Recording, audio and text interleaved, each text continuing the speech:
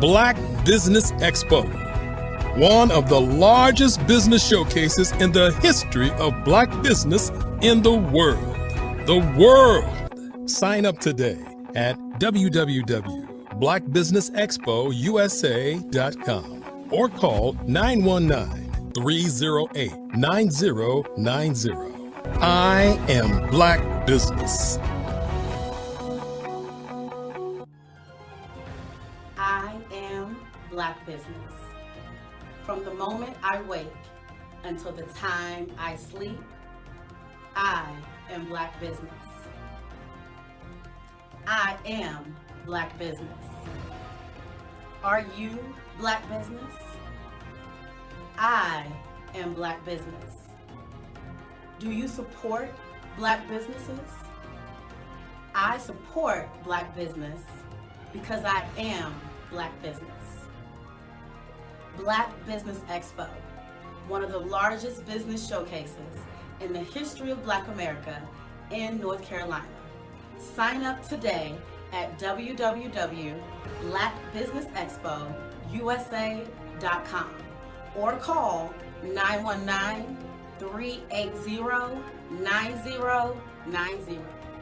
I am Black Business. I am Black Business. From the moment I wake until the time I sleep, I am Black Business. I am Black Business. Are you Black Business? I am Black Business. Do you support Black businesses? I support Black business because I am Black Business. Black Business Expo, one of the largest business showcases in the history of Black America in North Carolina. Sign up today at www.blackbusinessexpousa.com or call 919-380-9090. I am Black Business. I am Black Business. From the moment I wake until the time I sleep, I am Black Business. I am Black Business. Are you Black Business? I am Black Business. Do you support Black businesses? I support Black business because I am Black Business. Black Business Expo, one of the largest business showcases in the history of Black America in North Carolina. Sign up today at www.blackbusinessexpousa.com or call 919-380-9090. I am Black Business.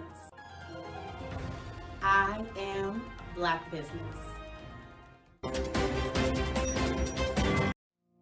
Did you know that approximately 333.34 million businesses exist today, according to a report from 2021? And you may be one of those businesses, or maybe you're not in the business market yet, but you're aspiring to be a business owner.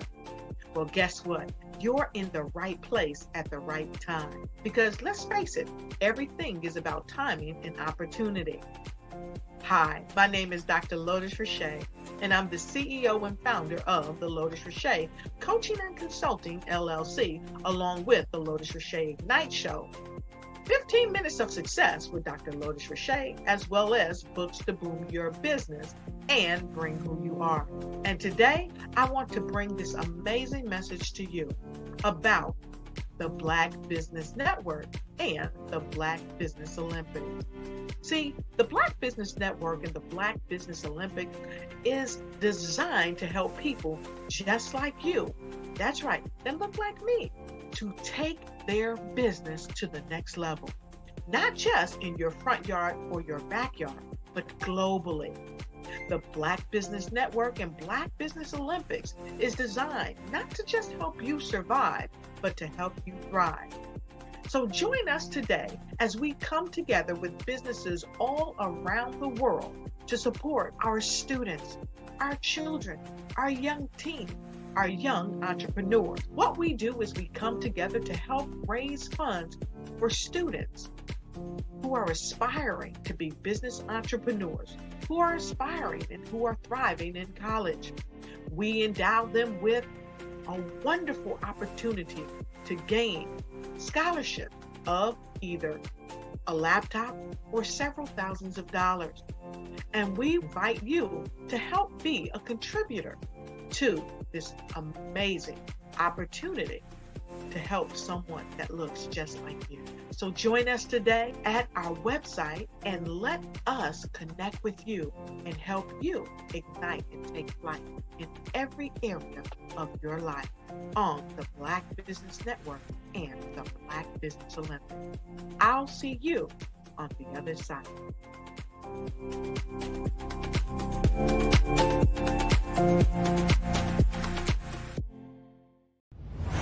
Social media is evolving. It's more vibrant, more colorful, more energetic, and so are you. It's not just photos anymore. It's video, it's audio, it's subscriptions. And now there's Fanbase, a new monetized social network. Fanbase delivers the complete native app experience with full content monetization for every user. No algorithms that shadow ban your engagement or growth, and no ads. Follow anyone for free and subscribe directly to your favorite creators for $4.99 a month. Plus, show some love by tipping on any post. Also, make a Fanbase page and monetize your content the same way. Finally, connect with your followers by posting the amazing content you already create. And now, get paid for it. It's time to energize and monetize, because everyone's a fan of something and everyone has a fan base.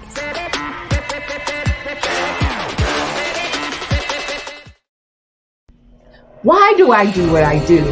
You know, my life coach asked me that a few years ago. And she said, Tony, what's your why? And I told her, and she said, girl, you've already accomplished that.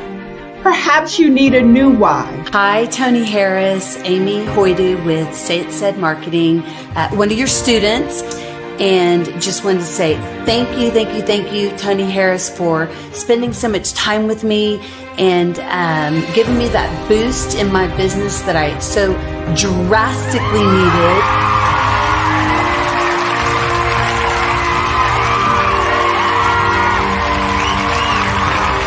My why is to touch, move, and inspire my clients to take drastic steps to be better than they were before they met me. I'm a resource.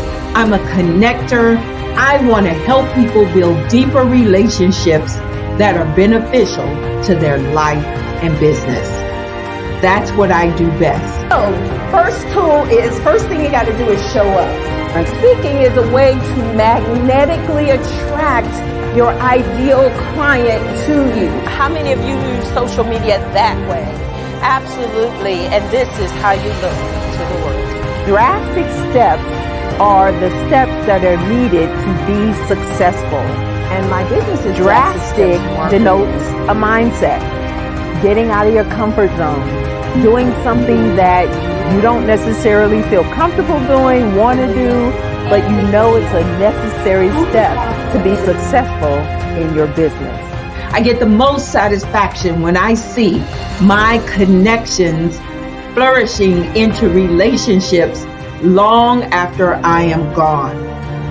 Hi, my name is Jasmine Augustine with Media Jasmine, and I've joined several networking and referral groups in the area. And Network in Action Northeast Houston with Tony Harris Taylor is one of the best organizations that I've joined. I love that piece of what I do, and it is what fuels my fire.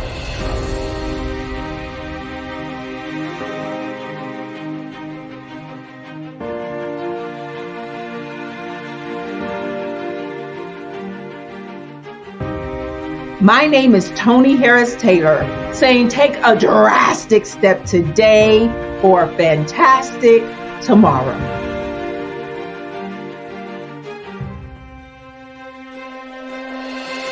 I was born in a little village on the island of Haiti. many deadly diseases pounded me. It is as if they were on a mission to end my existence on this earth. I refused to give up. In 1983, I left Haiti and came to the United States of America. And I came with $5, 2 shirts. I didn't speak any English. I came to Atlanta. I got a job. I was a doorman. I was a doorman with a dream. What I used to come on stage. I'd rehearse this moment that I'm standing in front of you. That's the power of a dream. Maybe today is the day you begin acting as if you already have it. And then step out with full force. Take a risk. No condition is permanent. Don't let your situation distract you. You are chosen.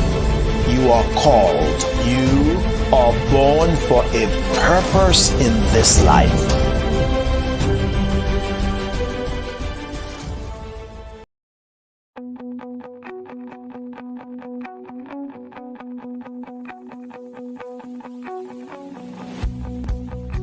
I am Black business. From the moment I wake until the time I sleep. Yes, I am Black business. I am Black business. Tell me, are you Black business? I am Black business. Do you support Black businesses? Listen, I support Black business because I am Black business. Black Business Expo. One of the largest business showcases in the history of Black business in the world. The world! Sign up today at www.blackbusinessexpousa.com or call 919-308-9090. I am Black business.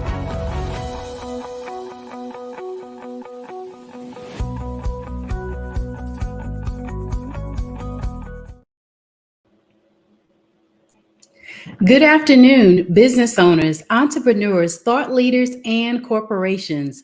Welcome to the Black Business Network. My name is Dr. Tabitha Russell. I am your business moderator for this afternoon on the Black Business Network. The Black Business Network is a 24-hour business network showcasing Black businesses, business owners, entrepreneurs, and thought leaders worldwide. We have speakers from North Carolina, London, Singapore, Africa, Japan, and cities all over the United States. The Black Business Network is a global community sharing its business knowledge to empower, inspire, and educate businesses about business. Our first speaker is Coach Kim Williams. She is an international leadership strategist and thought leader coach. As a coach, she develops you and your staff so that you can enhance your retention rate. She's a lifelong student of the Kingdom of God's principle of business, and has been coined as an organization's heaven. She uses emotional intelligence and mission mapping to curate results that grossly increase your earnings. Her life's passion is providentially analyzing and organizing your mission statement and processes to equip your company with the tools that keep you at the front of the line in your niche. I present to you Coach Kim Williams. And good afternoon to you. Good afternoon. Thank you so much for being here with us on today. I'll leave you with Genius is Common, and I'll see you on the other side. Yes. As you all heard, I am Coach Kimberly Williams. I am an emotional intelligence expert. When they call me coach, they are referring to the way that I push, pull, and encourage you and your business to thrive. I am the CEO of none other than the Proper Perspective 360. It is an emotional intelligence firm where we go into your C-suite and we elevate the way that you retain your employees. We leverage the way that you communicate as leaders. and we assist in the intergenerational conflict resolution. I don't know about you, but have you ever been in a setting where the elder and the youth seem to be at each other's throat? It seems as if all of that energy is pitted against all of the wisdom in the room. And so when we come in to train your teams and your staff, we support your ability to bridge your solutions. So I want to have a conversation with you today.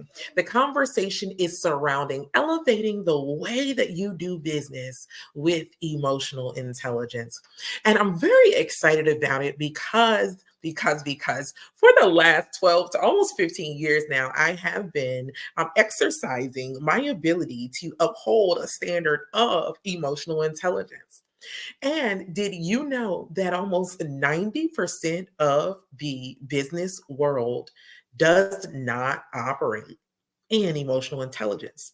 That means that if you have any sense of emotional intelligence, you're a part of this significant group called the 5%. And that 5% basically sets the tone and the pace of their atmosphere. And so I want to teach you and talk to you a little bit today about how we can ignite that even further so that your team can flourish. And yes, the one who has the most tenure to the one that just came on as the newbie in the team can operate strategically in a way that will cause you to retain your best leadership while growing and developing the new leaders who have come on to be a part of the organism that is called your Black-owned business. And I'm just so excited to have these sorts of conversations. Usually here in the great state of Texas, when we talk about businesses, you think of Texas as the hub for all of these new headquarters for the big, large corporations. They are coming into Texas and they are finding land and they are hiring within our geographical location. And then what you'll see is because we are the state that we are, we have an entrepreneurial spirit. That means that we like to take ownership of the things that we do. We like ownership of our time, ownership of our capabilities, and we like to have ownership of our intellectual property. I don't know about you, but when someone comes into your business and they have an owner's mentality, sometimes it doesn't gel well with the team mentality. And so I want to help be that bridge. And let's go ahead and start igniting this conversation right now so that we can see how emotional intelligence creates a bridge that is, or I'll call it like a ladder from where you start to where your outcome or the end result that you were looking for. And what is that end result? You want the top tier premier employees, right? Working for you, the experts, that 5%. You want them on your team. You want them in your business. And I want to show you how not only to get them, but how to retain them. And we're going to have that conversation today. So without further ado, all right. So we talked about the fact that 15 years, right, we've been doing this. And therefore I've been working within a corporate setting, the nonprofit corporate setting, and even the boots on the ground nonprofit setting. I've gone over to the small business place where now it's kind of what you would consider a mom and pop, even though they have at least 50 employees. And I have seen some of the same exact challenges and opportunities within all of these sectors. And so it told me that this is not a business problem. This is a human opportunity for us to grow. And so when we are thinking about the challenges that our business faces, first of all, you're not alone. And number two, there is a solution. And so to me, I have found over these years that emotional intelligence has been the largest, most helpful strategy for these owners, these directors, these team leads to be able to keep the creme de la creme, right? The top of their class. You want them to be engaged. You want them to promote and to represent your business the way that you see it. Last time we talked last month, we talked about how the business is your baby, right? And the CEO, you hold on to it, it's yours. You've been growing it for so long, and you really don't, it's very difficult to relinquish it.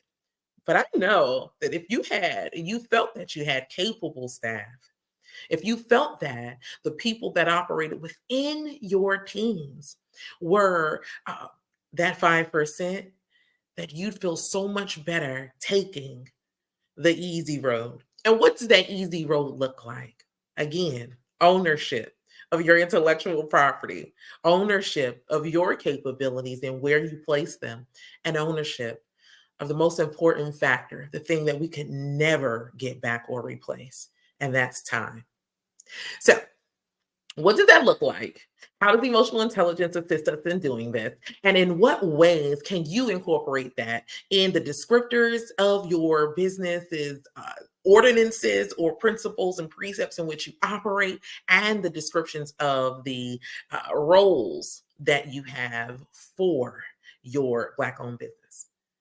And why am I talking about your bare bones like this?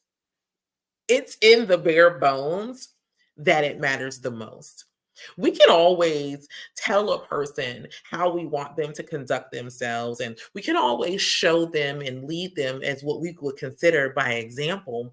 But if we don't have a foundation laid out for them, a mind map laid out for them so that they can know what is expected of them, why it's expected of them, and the climate in which is the result of that expectation, then is a very rare opportunity that we'll see it actually come to fruition. So a mind map or a strategic map is just that: your policies, your descriptions, the compliances that you expect, and the roles and responsibilities of your employees. The bare bones. So let's get into it, okay? All right, so when you have a person who is that entrepreneurial mentality, right? They like to know what they're getting themselves into. And I know you tell them, well, I'm hiring you on as the director of education, whatever that may look like for your business. And let's say the director of education is the person who you presume will create curriculum for you, connect you to and be the liaison between other educational institutions, and bridge partnerships for your Black-owned business. But let's just also say that's not written within your policy. And the way that they do it hasn't been described in what their responsibilities are. And so, because they have a mentality of ownership, they've created this whole way of doing things, and it doesn't necessarily, I'm going to use a urban term, it doesn't jive with the way that you see your business going. Not because it's wrong, but it's just not a part of your system. It's something new.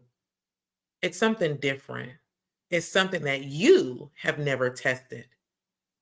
And so, since it's not a tried and true system for you, you began to diminish this director of education's abilities to go forward and do that which they are fully capable of doing. And how do I know they're fully capable? Because you hired them on. So since you hired them on, you vetted them and you run the numbers to see not only are they worthy and valuable, but they have value add to the way that you do business. So now, how do we communicate, and how do we retain this employee where there seems to be a gap within the strategies? Do we take on their way and just allow them to be what we consider rogue? I dare say no. And I say no, not because it's not working, but because you can't have 15 systems in your business. And so we have to get everyone, right, on one accord, as they say, in my most favorite place. And so how do we get people on one accord? We give them a manual or an operating system or policy that creates the expectations and it drives their capabilities to the outcome and the results that we have in expectation of. So let's say year end, you have expected this director of education to have brought to you either 4 partnerships or $250,000 worth of business through partnerships for the year. That's the expectation. And so you wrote this down and it seemed real good. And, it seemed like, something that could be tangibly done, but you never told them how. You just told them to do it. And again, we're talking about a situation and an opportunity where the way that they are doing it, it just seems rogue because it's new to you. So then how do you guys have this conversation? What does this hard conversation look like?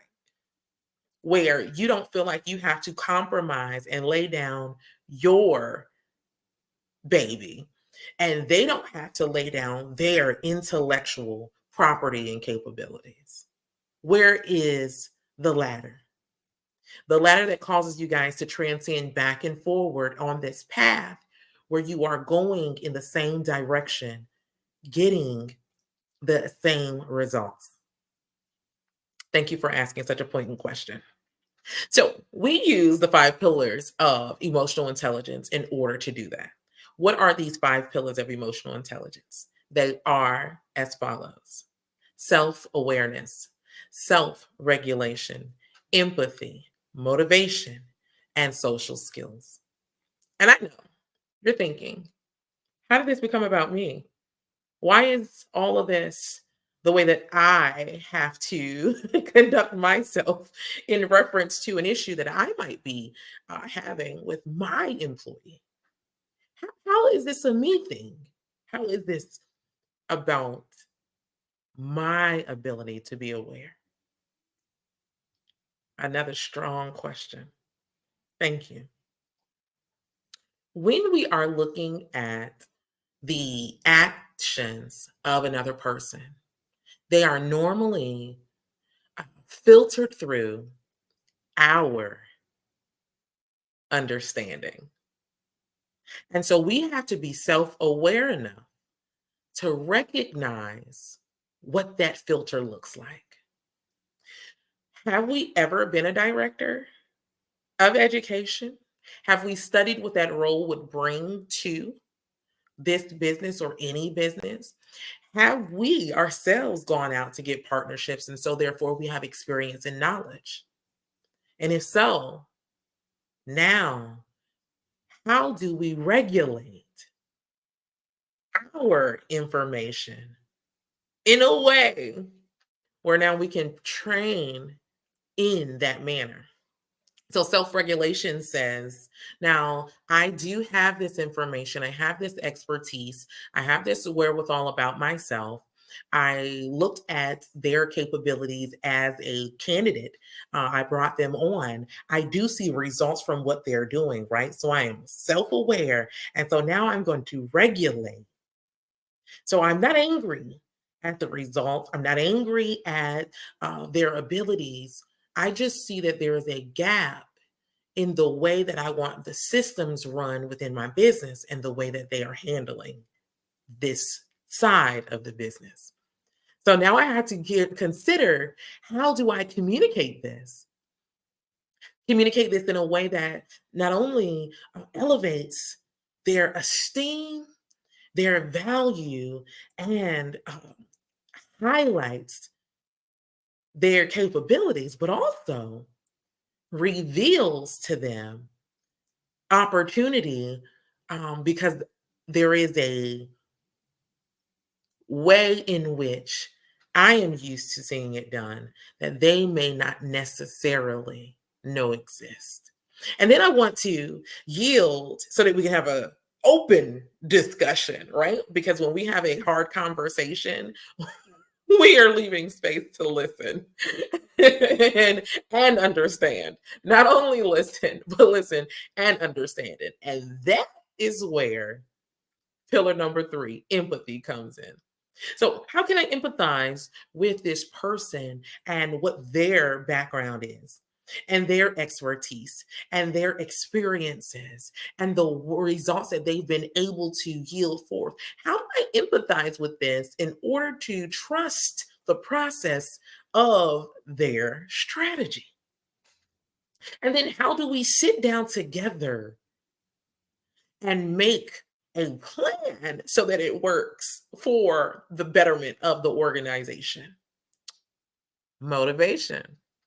And what do I mean by motivation? I mean exactly what it sounds like. What moves this person or draws this person to the actions that they are taking? Are they drawn to these actions based on the same end result that I desire? Or do they have an altogether different motive? If it's the first and not the latter, now we have a foundation in which we can build upon. And because I am socially aware, I don't knock the way that someone is doing something, because I've heard them in an empathetic manner, and we've sat down and we've looked at the motive of this person. Now we write out a vision and we make it plain, and we add and we take away based upon both of our expertise, and voila. We have a person who is now on the same page or in the same understanding as to how we can strategically move forward in our business along the path that I see fit for us to grow. And a lot of this emotional intelligence to enhance your retention, your leadership, communication effectively, right? And the way that your intergenerational employees communicate not only with yourself, but with one another. It's about respect. And sometimes we fail to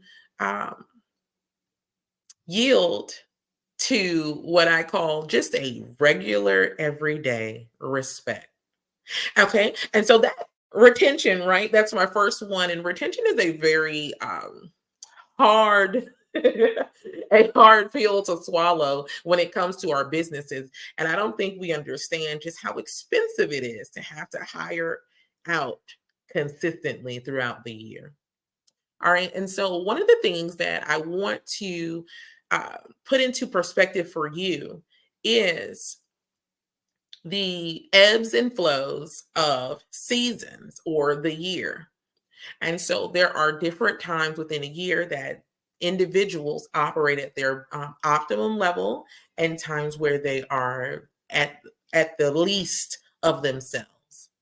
And it's not because of anything external per se, but it's an internal makeup.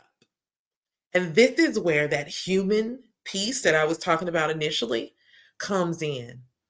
Because it's important for you as a CEO, as a team lead, as a director, to check in on the health, the mental, emotional, social health, physical health of your employee.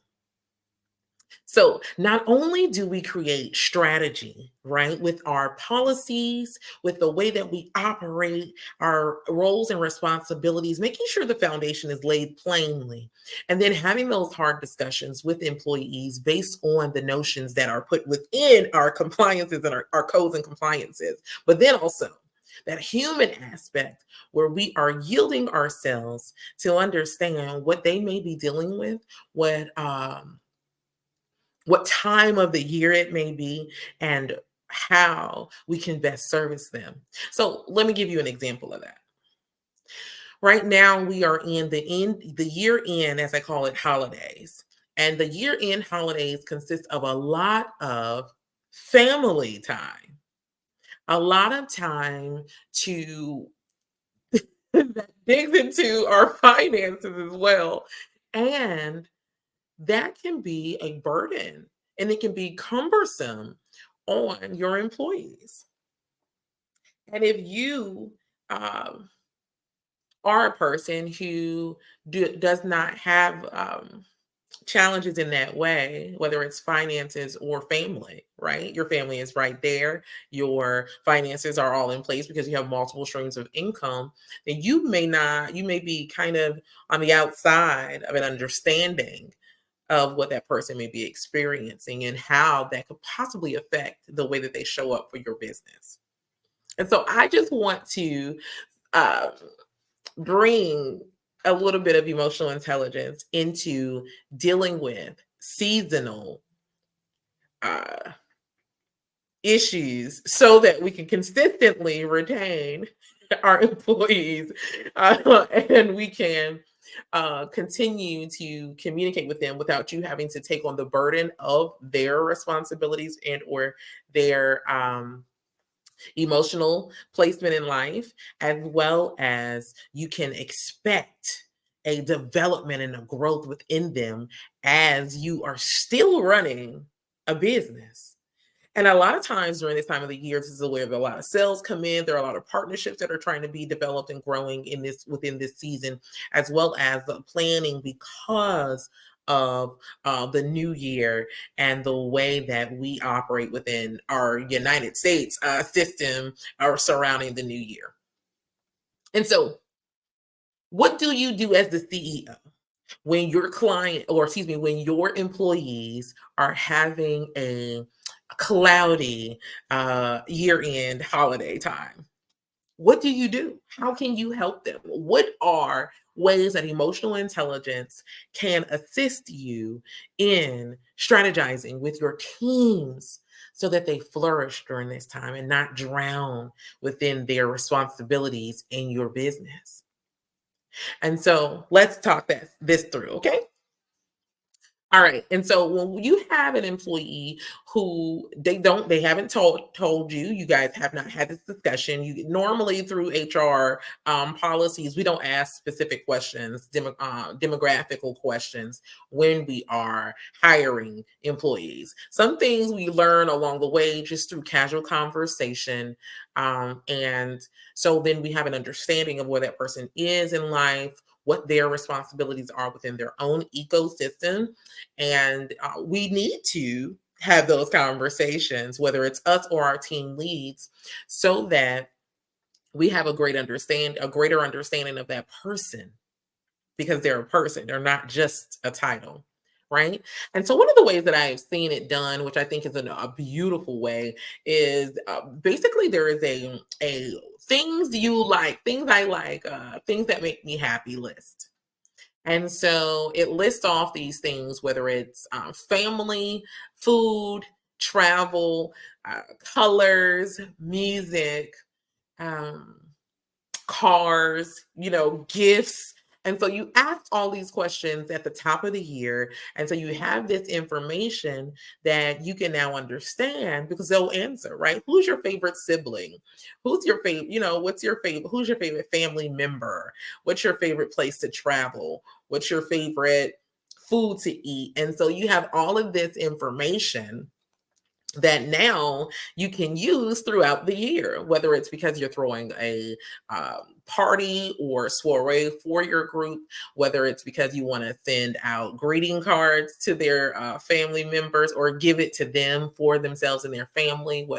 So you want to know if it's husband and wife, or if it's, them and their mom and dad at home, or whatever the case may be, so that you can communicate effectively, right? Because information, data, analysis assist us in understanding. And the more understanding we have, the greater level of communication we can have with those in which we say that we have employed, that work with us, that are a part of our team.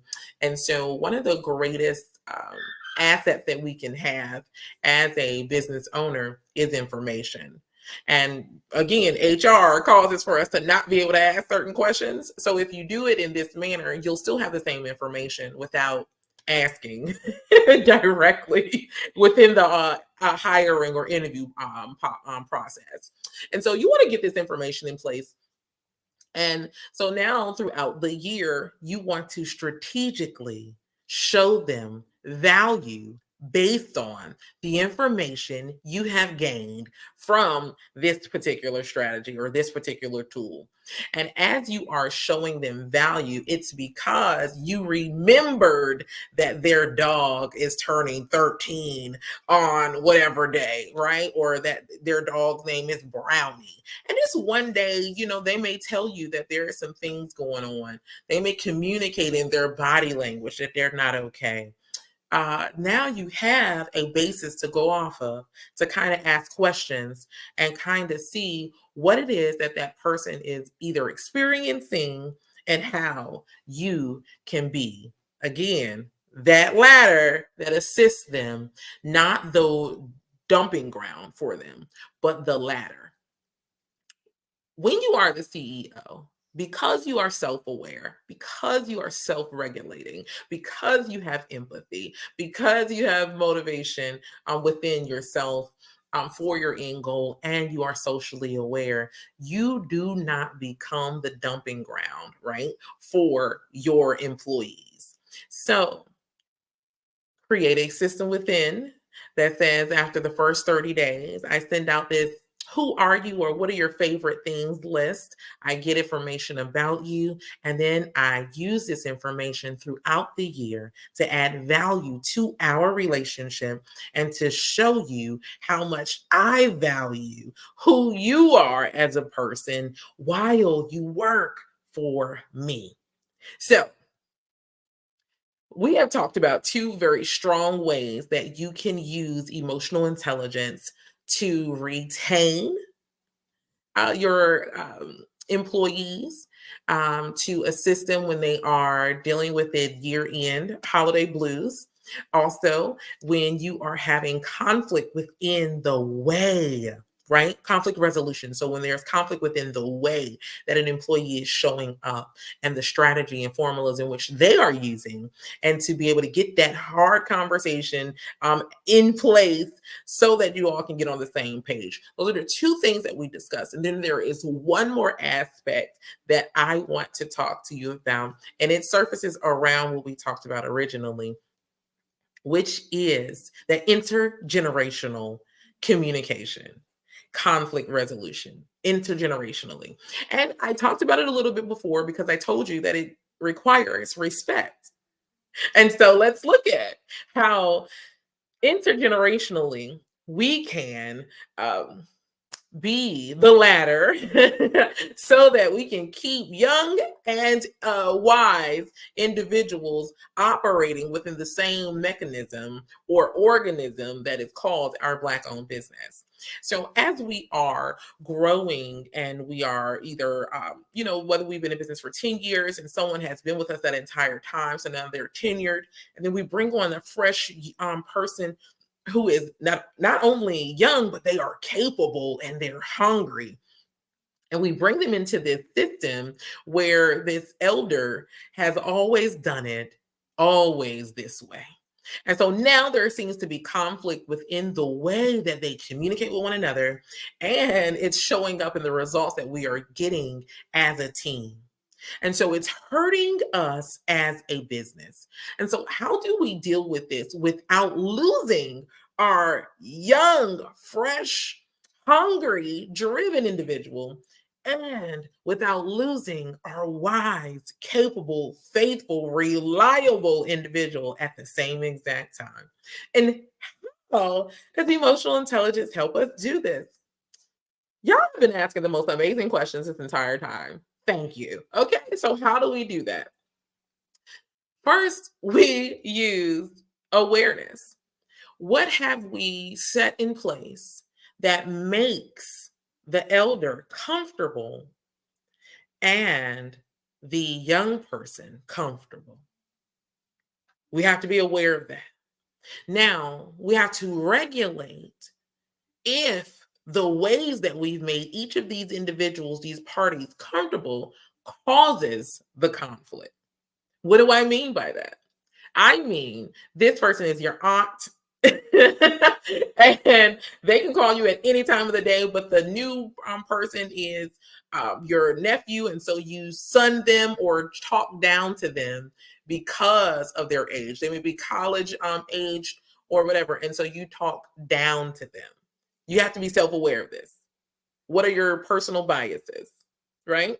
And so now that we have the personal biases, now how do we regulate that? What are some corrections, accountability that we can make that causes our culture to shift? Because again, you're that 5%. You already operate in emotional intelligence. So that 5% controls the atmosphere. Okay.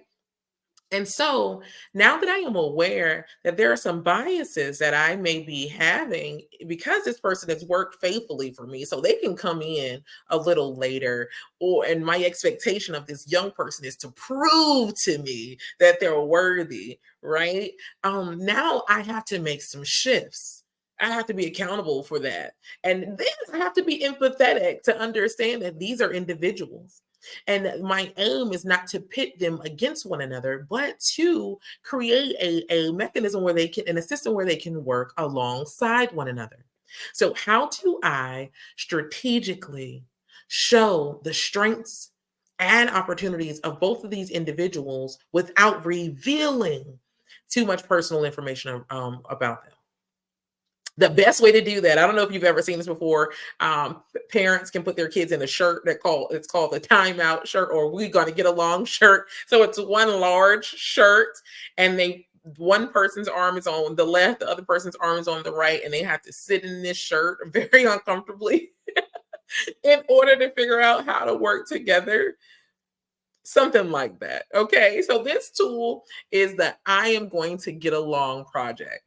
And so this project is intentionally highlighting the strengths of both parties while causing there to be revelation of the necessity for one another.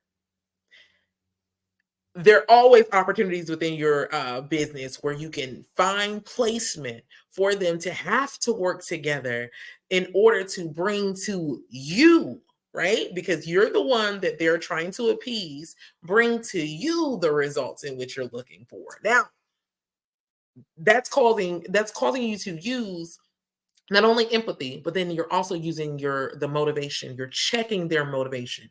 If they are here to work with me, they will figure this out. If they want to stay on and they want to work together, they are going to learn the strategy to get along in this "we got to get along" shirt project that they're in now, right? And then lastly, socially, they're going to learn how to handle and deal with whatever their differences are respectfully, because they're in an environment in which causes for them to have to continue to have a bridge of a level of respect with one another. So I hope that you have heard within this conversation how Perspective 360, the emotional intelligence firm, can assist your Black-owned business with retaining your employees, communicating effectively as leaders, and then also with the intergenerational conflict resolution. I have a training that I have coined the long game. And this long game workshop training is a package deal where we go from the beginning of your policies to the end result that you're looking for in the long run. So we'll talk about what that 5, 10, 15-year success plan looks like for your organization or your Black-owned business. And then we will put in place the strategies and the tools necessary, because we're not punishing our employees. We are building and creating ladders for them so that they can develop and grow and be hungry and be consistent, because we like individuals that have an entrepreneurial spirit. That entrepreneurial spirit means that they take ownership. People who take ownership are blessings to your business. Why are they blessings? Because they value their time, they value their capabilities, and they value the intellectual property in which they bring to your business. Wow. Can I just say that you have shared such amazing information here on today. This is so exciting. Thank you so much, Coach Williams, for sharing with us about leadership on today. I am just so amazed by the information. Thank you. And if you guys would like to find me on any platform, you can find me as Coach Kim with 2 M's, or you can go to my website. It's coachwithkim.org. Thank you so much for sharing that with us on today. I will leave you with Genius's comment, and I'll see you on the other side.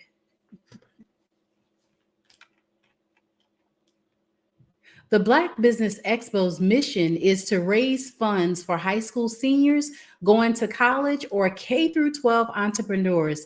This expo is a fundraiser for students. You may go to www.blackbusinessexpousa.com to donate to the scholarship fund, or use the Cash App that's on the screen below.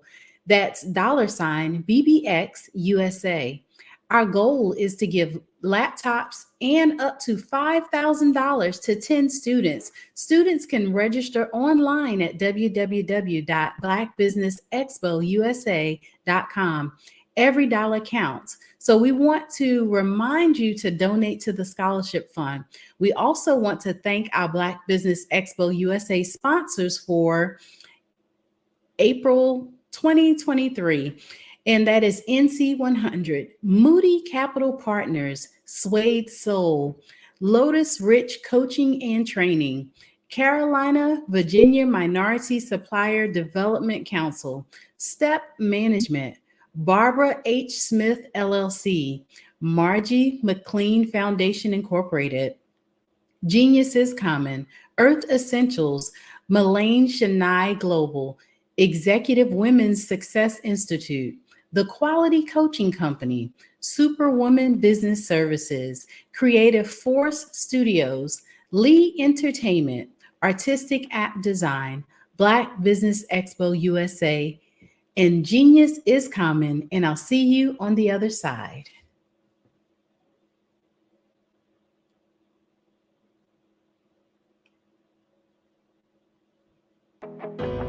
I am Black Business.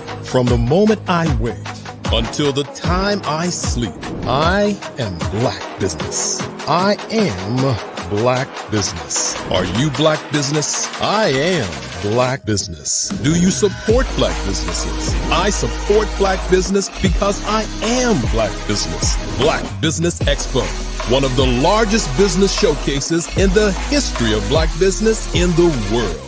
Sign up today at www.blackbusinessexpousa.com or call 919-308-9090.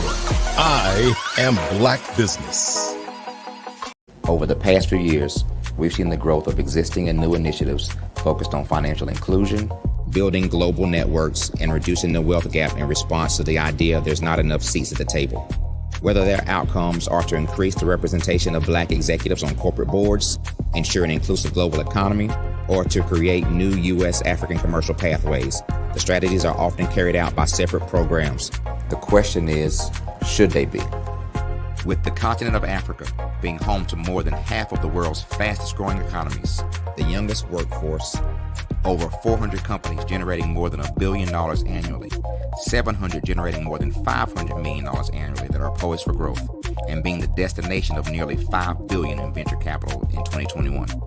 Diversifying U.S. and Africa commercial engagement by building bridges between African businesses and their U.S. diaspora should begin being seen as mutually beneficial. From helping to reduce Africa's enormous capital gap to catalyzing two-way trade opportunities, the COVID-19 global pandemic hopefully has taught us that global challenges and opportunities are more interconnected than we thought. During the pandemic, African companies like Unicorn Flutterwave, insurance provider Reliance Health, ride-hailing app Yasir, and 54 Gene, the continent's first bank of DNA, on people of African descent prove that when African companies have access to networks, capital, and information, they grow big, grow fast, and create solutions that are valuable to the world. This is why Be Direct was created.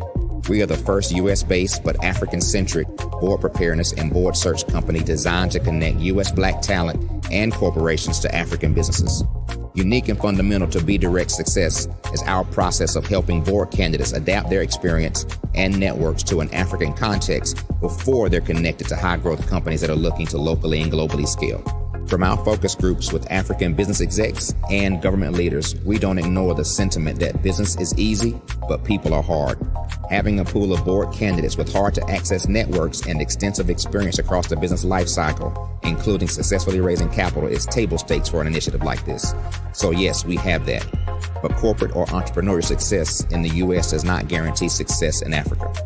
Developed alongside industry partners on the continent, our training program, Be Direct Prep, is designed to transpose their experience to create cultural comfort, understanding, and a commitment to helping businesses in Africa scale. Our board governance sessions are African, continental, and country-specific, integrated with cultural awareness and dexterity training, masterclasses led by African industry execs, and mentoring and coaching from African continental-based facilitators. But even more unique to Be Direct Prep, we cap off our training program with an immersion trip to help candidates that have not been to Africa before see and feel Africa's complexity and opportunity from African soil. We all know traditional network-based board placement has historically left a lot of us out of ever really being in the paid board pipeline. Our strategy supports the work of many great organizations that are successfully filling seats at U.S. board tables by creating more tables for those that are still left on the sideline. It's time to start seeing the role and value of U.S. Black talent and businesses on the continent of Africa differently. Old perceptions and habits limit economic inclusion. Let's transition Black talent and the African businesses they will support from the periphery of the global economy to its core. Living in a global lockdown, we all know now how fast local and global economies can change, and see the value of having businesses that hire, strengthen local value chains, and even grow globally. Status quo in any form holds back progress. We must democratize U.S.-Africa commercial engagement by socially and economically connecting cultures that have long been disconnected. It's time for Africa's U.S. diaspora to redefine their global value by helping African businesses scale continentally and globally.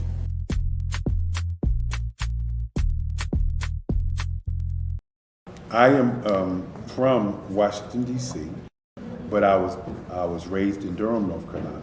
I came to Durham when I was about 5 or 6, and then I traveled back and forth to D.C. because it's where my people are from. One of the unique things about my family is my mother, she's also an artist. She does quilting, and she does a lot of artistic things. And then my son, he draws with both hands, his right hand and his left hand like I do. So that's kind of a family trait. And then my other son, he's a videographer, and my daughter, she works, she's a regional vice president for Sunglass Lab.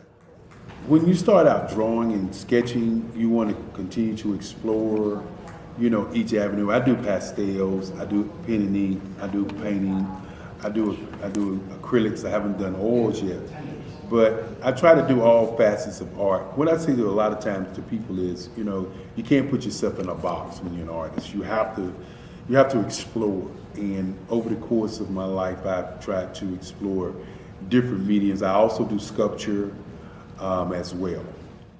I choose my subjects by the intensity that they have in their faces, or the intensity that somebody is moving, because I do more than portrait drawings. I also do I do abstract, and then I do figurative drawing also. Well, what happened in this particular show is that I started out trying to come up with something that would be a little bit different than what everybody else is doing. So I was working on a Barack Obama show, and they wanted me to do some paintings of Barack. And so what I did was, because of the deadlines, I kind of did it kind of fast. And then I realized when I was doing it fast, I enjoyed it. And so then I started doing other pieces the same way, and I started to enjoy those pieces also. And so I came up with this particular style, and It's a style of lines and colors. And what's interesting is that when I was in college, I did a show called Lines, Colors, and I talked about the boldness of the blacks, the hotness of the whites, and this is how this has come about, later on in my life. And the colors comes from a lot of the entertainers that I work with, where they wear different colors. They don't wear, your plain reds or your whites. They wear different colors, and so that's also another piece of what's giving me the colors. The subtitle of this show is Faces That Speak Life. That's real critical. Faces that speak life. Each one of these pieces is a life source and a life energy that's being put on display for people that are looking at them. I always say in terms of my art, it's not important that I draw them. It's important what you get out of what I draw.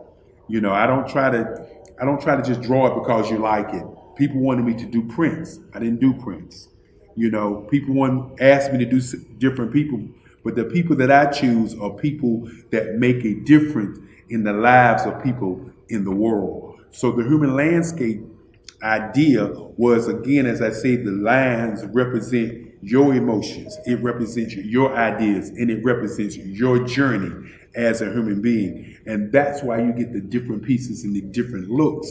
And as you notice, I try not to do one look that looks alike another look. And that's what's the most important part of this show. Artist to me is a creative expression of something from nothing. It explodes onto the canvas, or it explodes on in my work. One of the things that I try to do more than anything is I try to just give the lines and the movements and emotions and expressions into what I do. Art really means to me a chance to express how I feel deep down inside.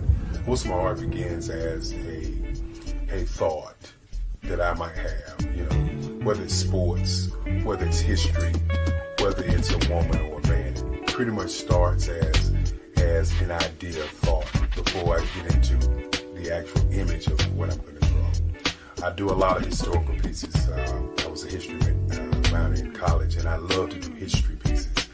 And a lot of times I'm thinking about history, and then I try to make that history impact you as you look at it. That's one of the reasons I do pictures so large. People ask me, why do I do the pictures so big? And I tell them, I want the piece to impact them as they're looking at it, to kind of dominate them, dominate their space. And most of my pieces I try to do off page. I don't try to do anything that's going to be in those four corners or in a square. And I want your imagination to be a part of the piece that you're looking at. Prepare for what's coming and dominate in economic winter. Stand strong and thrive by showcasing your great products and services globally through the Black Business Network and Black Business Olympics. The Black Business Network has showcased over 2,000 companies with over $7 billion in sales each year. Over 10 million attendees have viewed the rebroadcast each month. Through the Black Business Olympics, unique styles of business training and mentoring are turning students into business owners and entrepreneurial warriors who will dominate in any economy. Gain the ultimate advantage of the Black Business Olympics, 7 days of unbelievable topics and speakers speaking around the globe. Donate your time and experience to provide expertise and scholarships to students worldwide and change the world. Now, more than ever, new insights, tools, strategies, and capabilities are needed. This is your chance for a major presentation to the world. Fill out the form and join the more than 2,000 speakers who have presented to over 200 countries. Join the Black Business Network streaming live into the metaverse, STEM City, Black Multiverse Enterprises, Hulu, Amazon, YouTube, iHeartRadio, Apple, Facebook, LinkedIn, Pod TV, IBM TV, Spotify, and Google Podcasts. Sign up today. Spaces are limited, and we will see you there.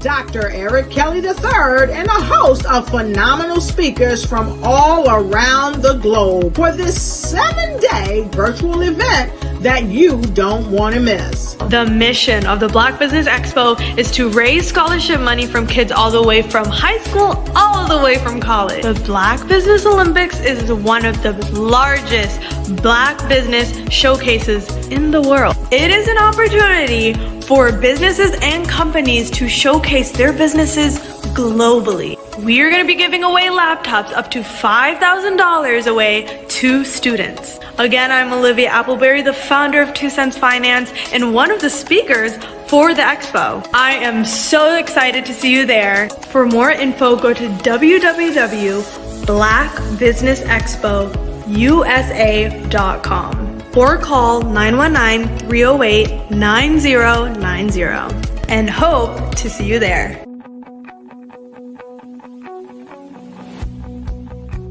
I am Black business. From the moment I wake until the time I sleep. Yes, I am Black business. I am Black business. Tell me, are you Black business? I am Black business. Do you support Black businesses? Listen, I support Black business because I am Black business. Black Business Expo, one of the largest business showcases in the history of Black business in the world.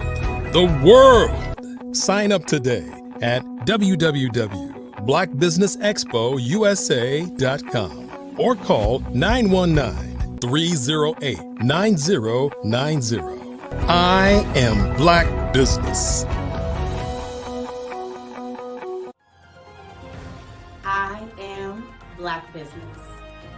From the moment I wake until the time I sleep, I am Black business. I am Black business. Are you Black business? I am Black business. Do you support Black businesses? I support Black business because I am Black business.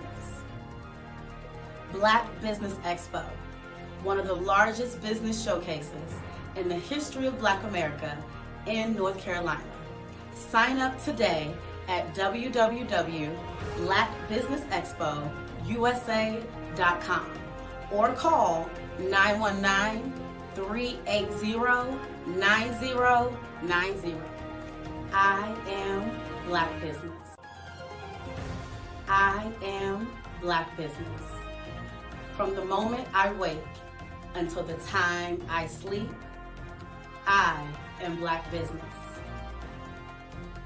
I am Black business. Are you Black business?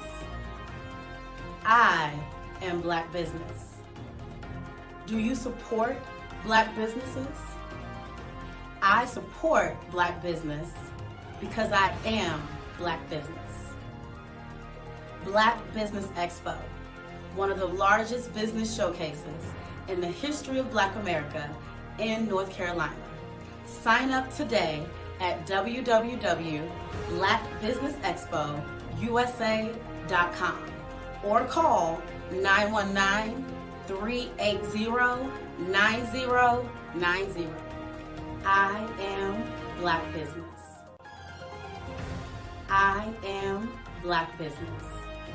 From the moment I wake until the time I sleep, I am Black business.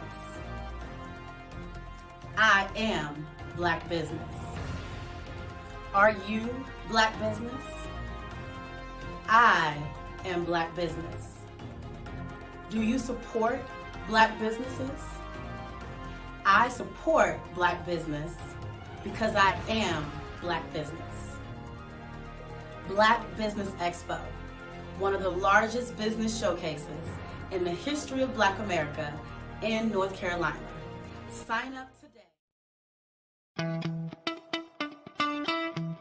How many times have you been asked to help someone you didn't even know, a student, a business entrepreneur? Or did you ever even ask, where did they end up? That business, that friend, that entrepreneur. Well, just maybe they ended up in a gang, bankrupt, homeless, or worse, dead. Maybe they turned to crime, drugs, and alcohol. Did you ever wonder? Did you destroy their dream, or was your life always so easy? At the Black Business Olympics, we started a movement to help students complete. Give them hope and foster success. Help them to leave their dreams of providing laptops, computers, and up to $5,000 in scholarship funds. Today, we ask you to help a student, a business owner, or an entrepreneur to realize their dreams by sponsoring them, supporting them, and buying from them. Consider this. With $1.6 trillion in our Black community, we only ask for a small donation for our students, our businesses, and our entrepreneurs. And you can change a life today. So I ask you, what are you going to do? Sit on the sideline and watch our students in high school be leaders, miss out on their dream from lack of resources? Or are you going to donate to the movement and change their future and yours as well? Give us a call today at 919-308-9090. Change their life by investing with action to the Black Business Olympic Fund. The Black Business Olympics, one of the largest business showcases of Black business in the history of the world.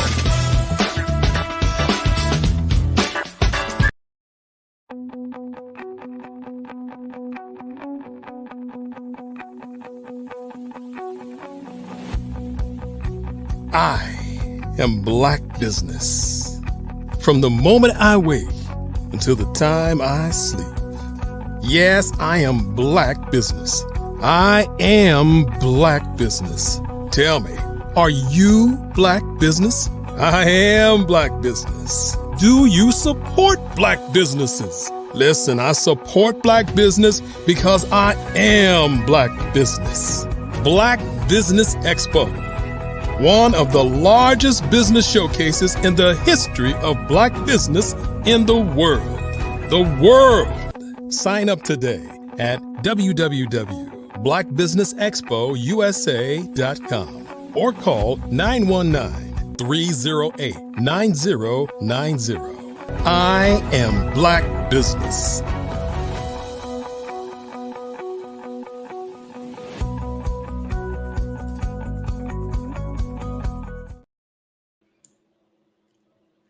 Good afternoon, business owners, entrepreneurs, thought leaders, and corporations. Welcome to the Black Business Network. My name is Dr. Tabitha Russell. I am your business moderator for this evening. on the Black Business Network. The Black Business Network is a 24-hour business network showcasing Black businesses, business owners, entrepreneurs, and thought leaders worldwide. We have speakers from North Carolina, London, Singapore, Africa, Japan, and cities all over the United States. The Black Business Network is a global community sharing its business knowledge to empower, inspire, and educate businesses about business. Our next speaker is Ansel Butler. He is a progressive and innovative artist that is originally from Omaha, Nebraska. As a young child, his parents knew early that he had a significant connection to art and creatively, but were unsure of how the path would or should manifest. In an effort to foster their son's creativity, they decided to locate ways to grow his natural ability for what he loved by placing him in several art competitions at an early age, as well as including him in an after-school art program held by the Jocelyn Art Museum. Being involved in programs and competitions proved to be a turning point and a guide for what Ansel would do and become in the future. Welcome. I now present to you Mr. Ansel Butler. Hello, thank you. Thank you for having me. I appreciate you. Thank you. Hello. Yes, you're more than welcome. And I'll leave you with Genius is Common, and I'll see you on the other side. Absolutely. Thank you so much. How are you doing? One of the things that has always been very important to me is representing my family, my mother, my father, my siblings, aunts, uncles, individuals like that. And I think that it's very important for you to have that background where what you're doing has a purpose, being intentional. Being intentional is very important because you have to have a beginning and you have to have some sort of ending. And with that, I think that it's very important for you to have just kind of a dynamic where you know where it is that you're going. From that, my parents owned a Black pest control business that operated out of Nebraska and Iowa. And we were the first of our kind. And in that space, what I did was I was able to learn what business looked like. And so at 14 and a half years old, my parents had taken me to Kansas City, and we ended up going to a place called Worlds of Fun. Just think of it as a Six Flags, right? And going there was this guy, it was a white guy who was airbrushing, and I had never seen airbrush before. And so I'm right there on his left side while he's airbrushing, and I'm like, what is that? You know, what's that machine that's down there? And I was really curious about what that was and how that became. And so we went back to Omaha. Omaha is 2.5 hours away from Kansas City. And when we went back, I went to the library because that was the internet for us back then. And so I started looking up airbrush and airbrush guns and everything that had to do with those things. And so I was able to save some money up. And I went to this place called Dick Blick's, which is an art supply store. And they had airbrush guns. And so I found out how much it was, saved up my money, and I purchased the gun. And then from there, I realized that I needed a compressor, and I had to find one. And I located a compressor at a pawn shop, Four Aces pawn shop. And you have to realize I was 14 years old and doing these endeavors. But seeing my parents and seeing them create a business taught me a lot. And so by the time I was 14 and a half, in Nebraska, you could have a driver's permit. So I had a permit. I was doing the airbrush business by this time and making a decent amount of money.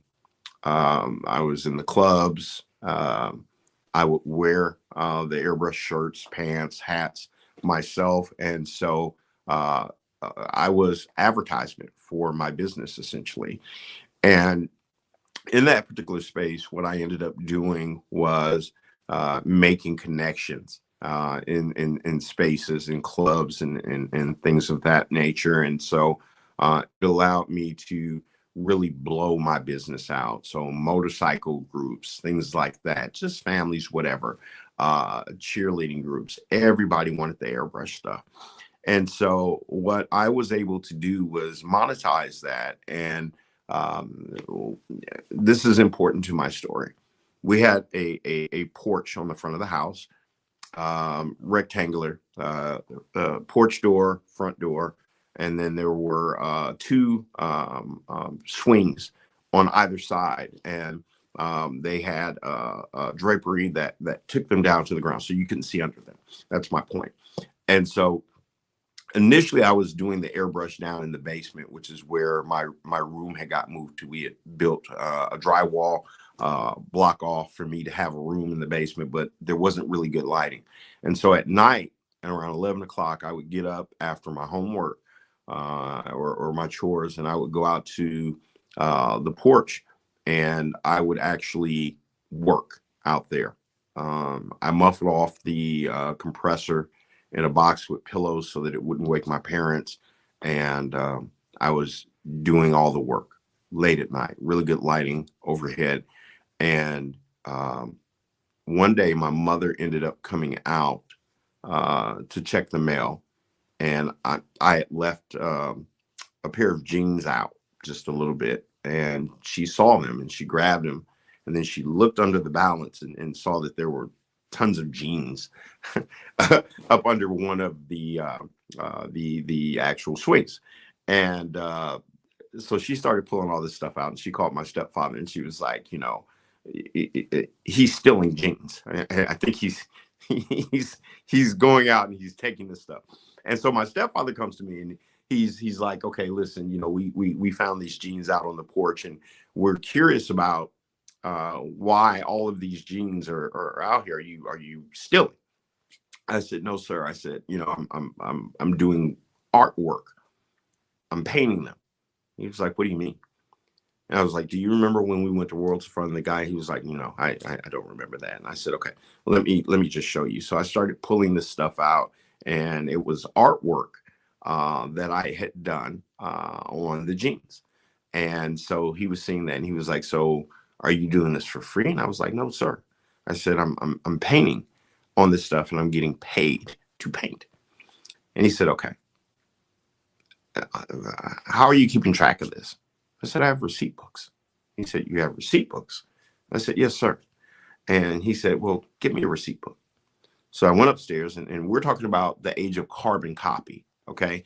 And I go and I get these carbon copies, and I had actually taken carbon copies from my parents' business, blacked out their name, and put Melvin Butler Art.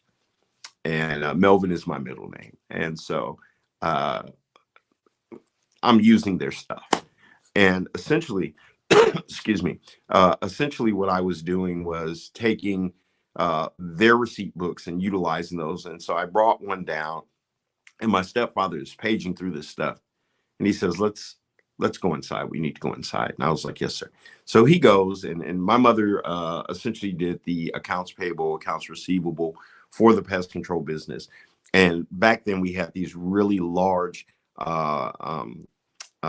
calculators, right? They were really big. And so he goes in, and he's going page by page, and he's doing this. And he was like, this is only 2 weeks, and you've made this amount of money. And I said, yes, sir. He said, do you have more of our receipt books? And I said, yes, sir, I do. He said, go get them. So he said, hold on, where's all the money? And I said, it's under my bed. And so I had rolls of money, and I would have my ones, and then my fives and my tens, whatever. I have them separated and rubber band.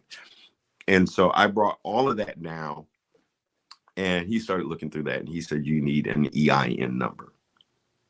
And I was like, what is that? You need a business. You need to create, we're going to create a business for you.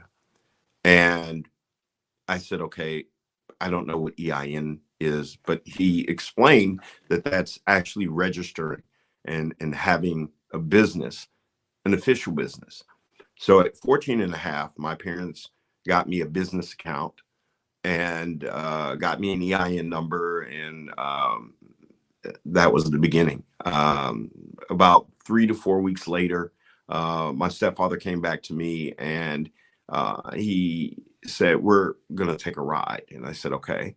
And so we went to this place in Omaha off of, I think it's like 64th and Ames in Omaha. Anybody that's from there would understand that. It's Leola's record store. It was right across from a liquor store, actually, Sugar Hill liquor store. And my stepfather took me in, and I knew Leola because I bought records from there. It was the place to go if you wanted Black music. And so went inside, and he was like, you know, my son. And she said, I do. And she was like, come on. And we went all the way down. Bathrooms were over on the left-hand side. All the records were right there on the left, but she had this long counter, and we went to the end of the counter. And I had never even been that far down. There wasn't a reason for me to. And there was a door to the left. And Leola opened up the door, and my stepfather took me down. And Leola followed us. And there was this basement. And it was very dark, but it was a workspace. And this was the beginning.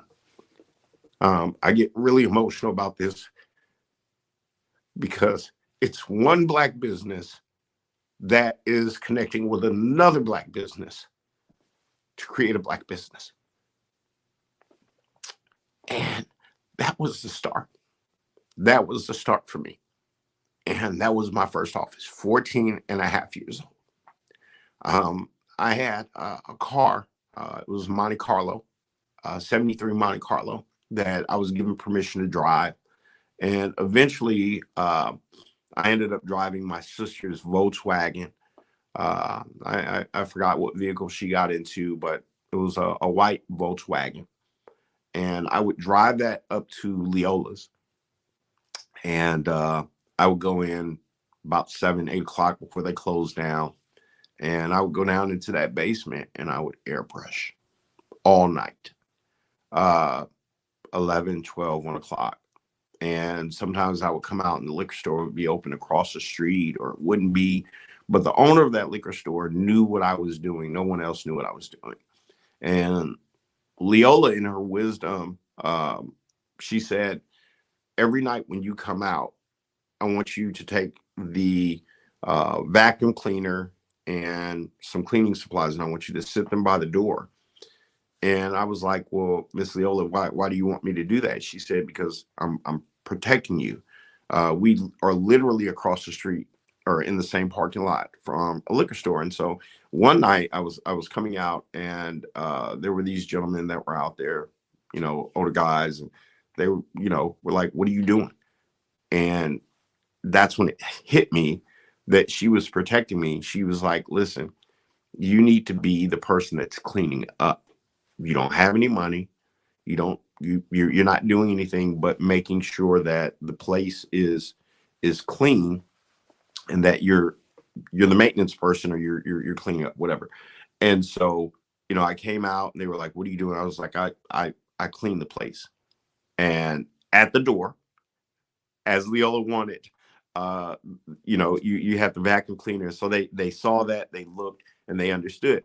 And then even the owner of the liquor store would come out, and he pushed people away from me because I was a little kid at that time. The thing that I'm saying with this is Black businesses supporting each other, supporting entrepreneurs, young people. Anything that you want to create, you can create. Anything that you want to do, you can do. It's incumbent upon you to take that on as an individual. You have to want it. You have to have the design and the desire and the know-how and the research. You know, my second iteration of my business was unlimited design. And the mantra that we put behind that, or that I created behind that, was because the design is only limited by your imagination. That's why it's unlimited.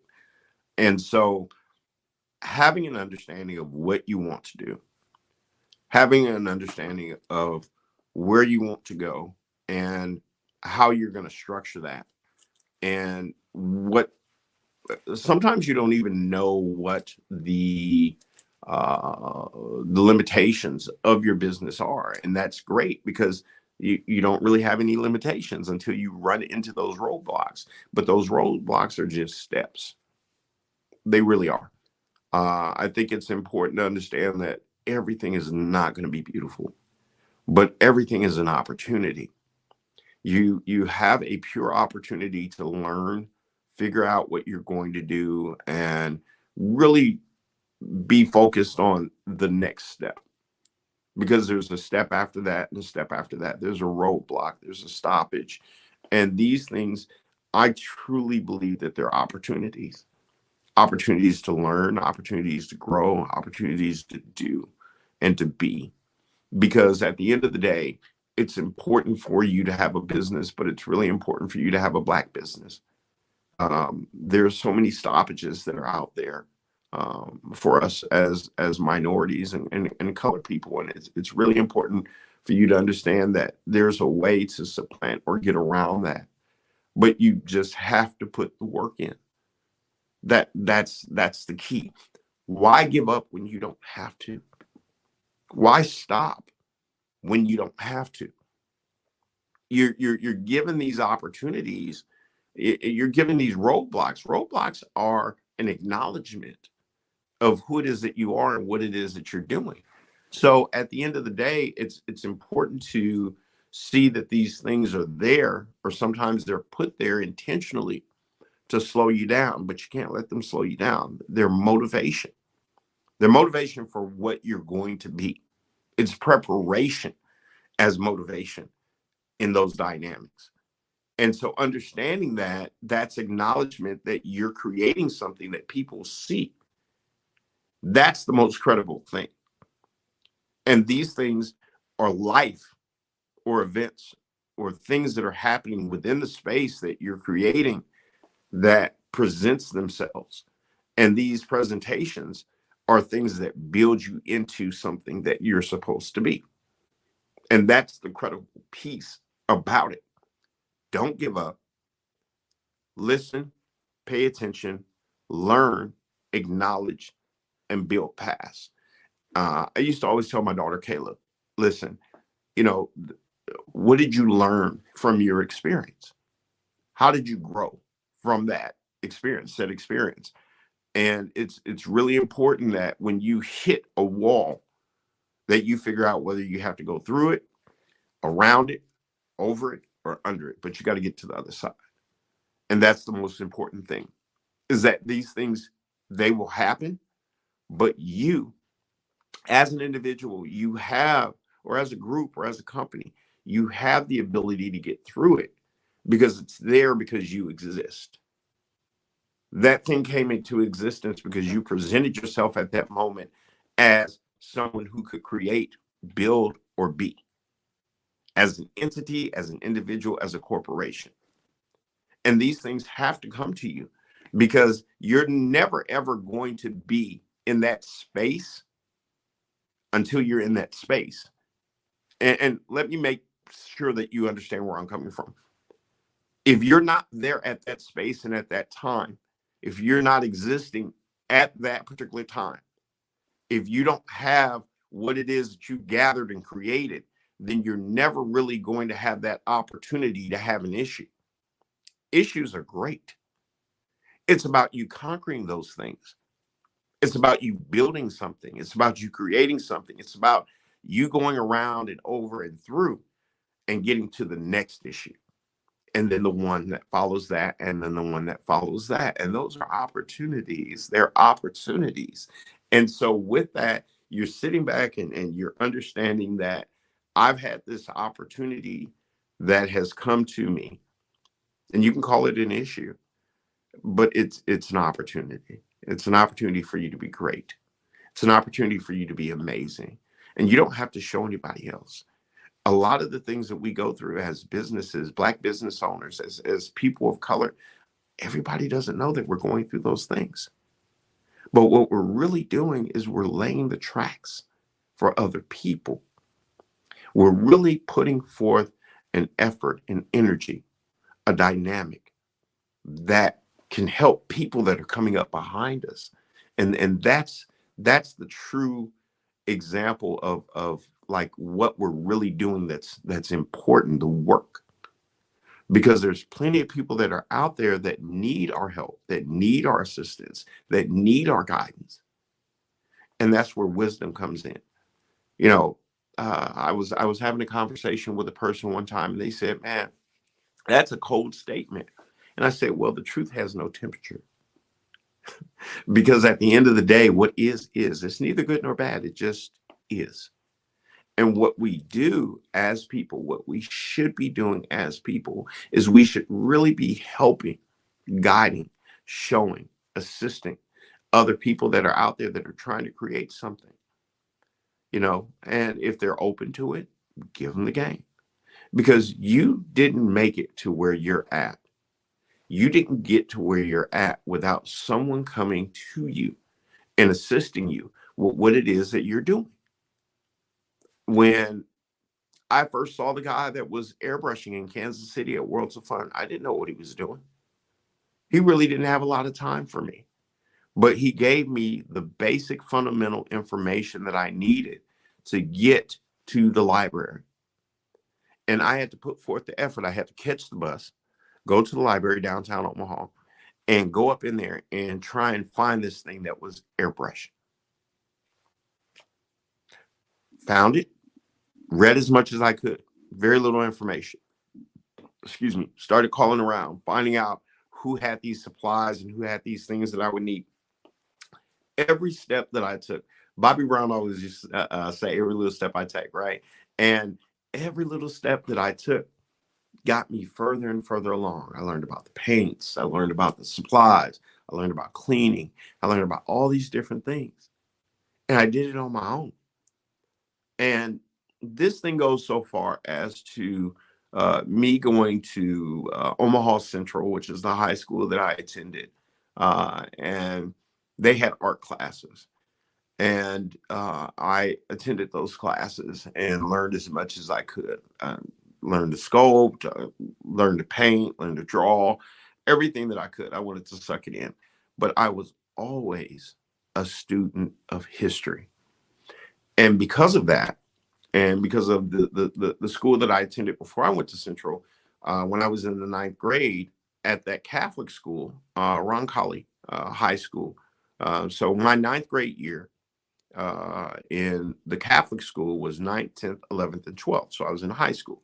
But when I transferred to OPS, which is Omaha Public Schools, that was 10th, 11th, and 12th. So I was an advanced student because I already had high school credits from the 9th grade, right? So because history was a class that I always excelled in and I loved, you know, you have history and then you have history. And so I was enamored with this thing. And so art history was something that I studied immensely. And so once I got to Central, I went into the art classes and I was an advanced student because I already had art credits. And so I was able to clef or test through a lot of the art history stuff that they had. And so I advanced very quickly, more quickly than a lot of, you know, my compatriots or my fellow students. And so by the time I was a junior, I was ready for senior classes. And Mr. Andrews was the head of the art department at Central. And they had an airbrush class. Will never forget this. They were doing the Star Trek Enterprise, the ship. They were doing They were masking it. It was pretty much kind of a art pseudo engineering class. If you wanted to be someone who was doing structure, and they were masking stuff off, and I had never masked anything off as it relates to airbrush. So it was very technical in its structure. And it was just this beautiful, huge, I think it was like a 60 by 40, something like that. And I was like, I want that. I want to learn how to do that. And he would never let me in the class. I had the grades. I had cleft through all of the things. And this was just his kind of way of just pushing me off. And the thing that you have to understand is at Central, no one Black had ever been in that advanced class. And that was the only thing that I wanted. The thing that he didn't understand is that I was already airbrushing. But the thing that I didn't understand is that despite that, he did not want to allow me to have that. So I had to go, I had to look, I had to observe and see and figure it all out that way, and figure out how to get the adhesive masking and learn how to do that at home, which that totally changed my entire airbrush game up. And so I was able to do like helmets now, motorcycle helmets. I was able to go onto leather and put the adhesive on there and mask things off. And it took what I was doing for backgrounds in clubs and things of that nature to a totally different level, to a business level. And so I started having certain organizations, it wasn't a lot, but companies that wanted me to do work. And at this time, I'm in high school, so I'm no longer 14 and a half. And I'm taking these art classes, I'm learning all these things that I didn't learn, and I'm incorporating it. But it's always about business. It's always about conducting your business a certain way. And the one thing that my stepfather and my mother always told me, they were like, the way that people see you coming is the way that they'll perceive you for forever. And so you have to conduct yourself in a particular light. And so one of the things that was really important when I was going into these businesses, these clubs and these bars, was going in and having a business mind, being very respectful, being knowledgeable about what it is that I do, how it does, how it holds up. Any questions that anyone would have for me regarding the context, the paint, how it's applied. There was a place called Big Jim's in Omaha, and the owner, he had a gas station. First, I think he was the first Black owner of a gas station, maybe not, but Mr. Warren. And he had Big Jim's. It was a club. And he had gotten wind of me.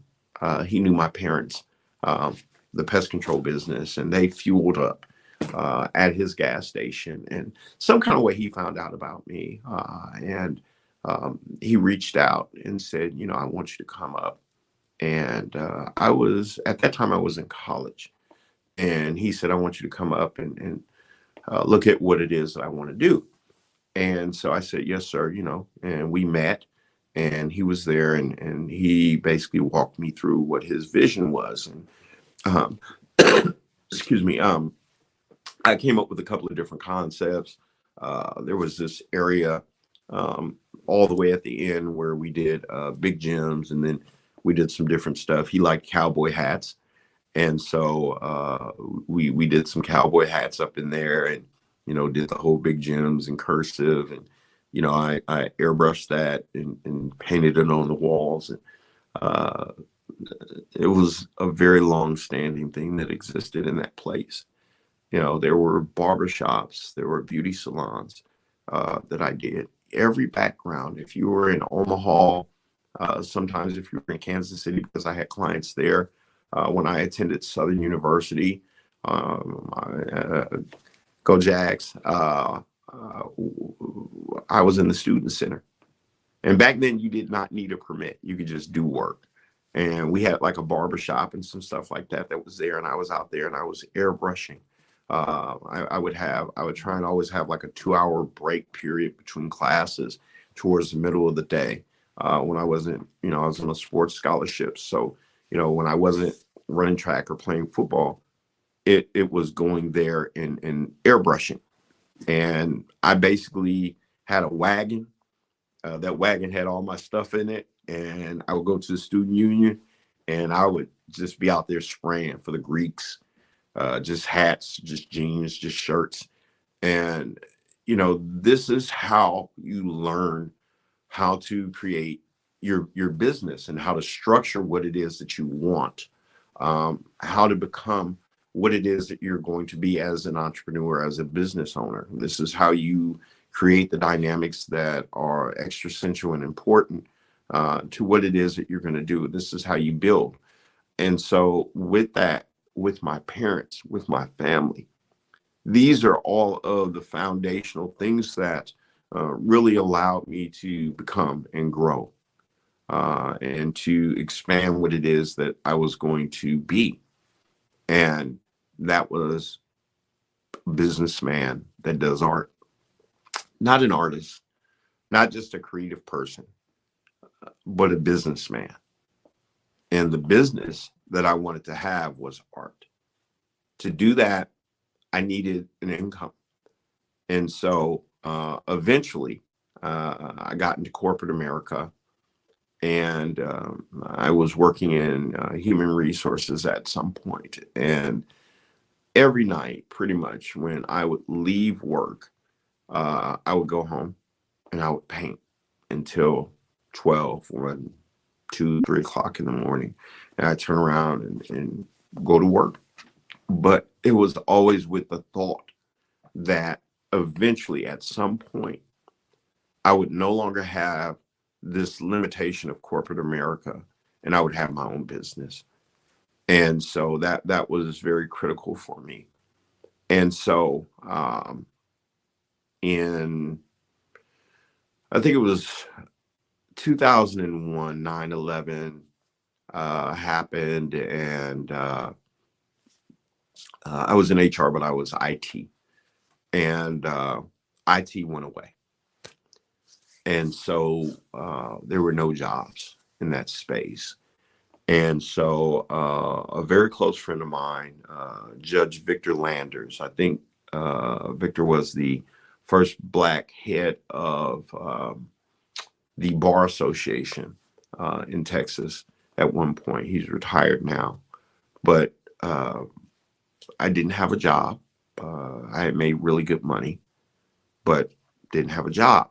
And Judge Landers said, you need something to do to occupy your time. And so I ended up getting into law enforcement for a period of time, and didn't like the space, but it taught me some things about life and about us as minorities and how we're looked at within the legal system.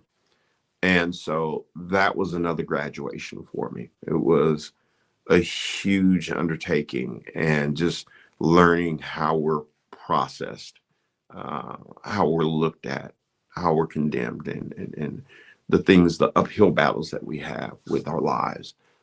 And so from there, after 2 years, close to 3 years, I got out of law enforcement and went back into corporate America and was working in the medical field, still HR, but the medical field. And still had that grind. Still just, I had to produce. And so finally, there was a mall. I'm trying to remember what the name of it was, but it was in Dallas. It had come to me, but I got my art shown there, and started to make some money. Art.com, posters.com happened. And I started selling there. And it really gave me an idea of what the metrics look like as it relates to what was selling versus what was not selling. And I followed those pathways to understand what it was that I needed to do based on success, based on what was working for people, what people liked. And that was just a totally different dynamic. And so once I started understanding that, I said, okay, I think I want to start to move around and do shows. So I needed to figure out like how to do that.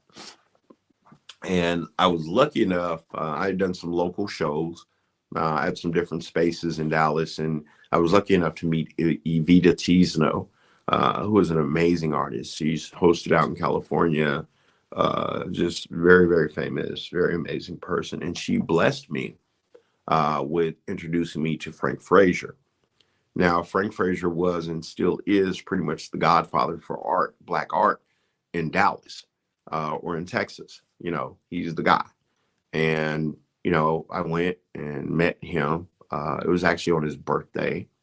And I brought some of my renderings that were on wood. I like working on wood. I carve, I'll do reliefs, things of that nature. And I'll paint over that. And people tend to appreciate and like that. And so what I did was I brought some renderings over that were on wood. And Frank was like, yeah, you know, I like it. I like your work, you know, but why is it on the wood? Why don't you put it on a canvas? Why don't you? I said, I like the wood. Yeah, but it would probably be better. I was like, I like the wood. This is my design. This is what represents me, and this is what it is that I want. And this is what I want representing who it is that I am and what my name is. My name is my father's name.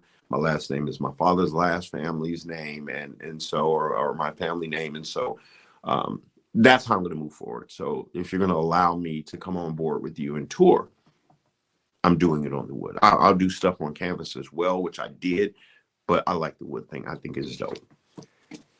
He was like, all right, you know, if you want to see if you're going to make it, do shows. Come out on tour. He was like, you got to meet the group. The group approves it. And so there was a meeting. Wow. It sounds like you have had a long, rich history with art and being in business and transitioning. I love how you explained today on how you pivoted and shifted in so many ways in order for you to be here on today. Thank you so much for sharing all your information with us on today. How is it that people can connect with you? Ansel Butler Art, that's ANSELBUTLERART.com. I'm everywhere on social media. So if you just Google Ansel Butler, you'll find me. Did you notice that we're like almost wearing the same colors? We're aligned. I love it. I love it. Yes, but yeah, I'm pretty much everywhere. If you just Google Ansel Butler or Ansel Butler Art, you'll find me. I'm very busy. Awesome. Well, thank you so much for joining us on today. And I'll leave you with Genius is Common, and I'll see you on the other side. Thank you, ma'am. I appreciate your time. Thank you. You're welcome. All right.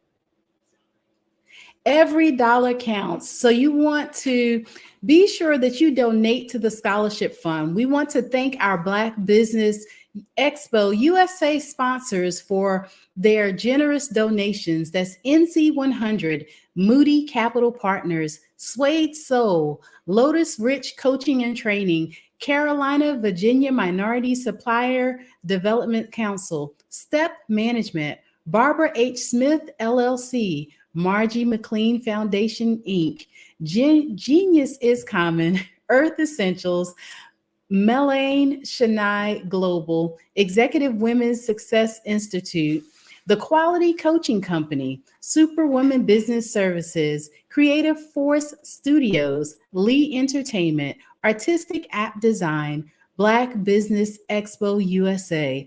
Genius is Common, and I'll see you on the other side.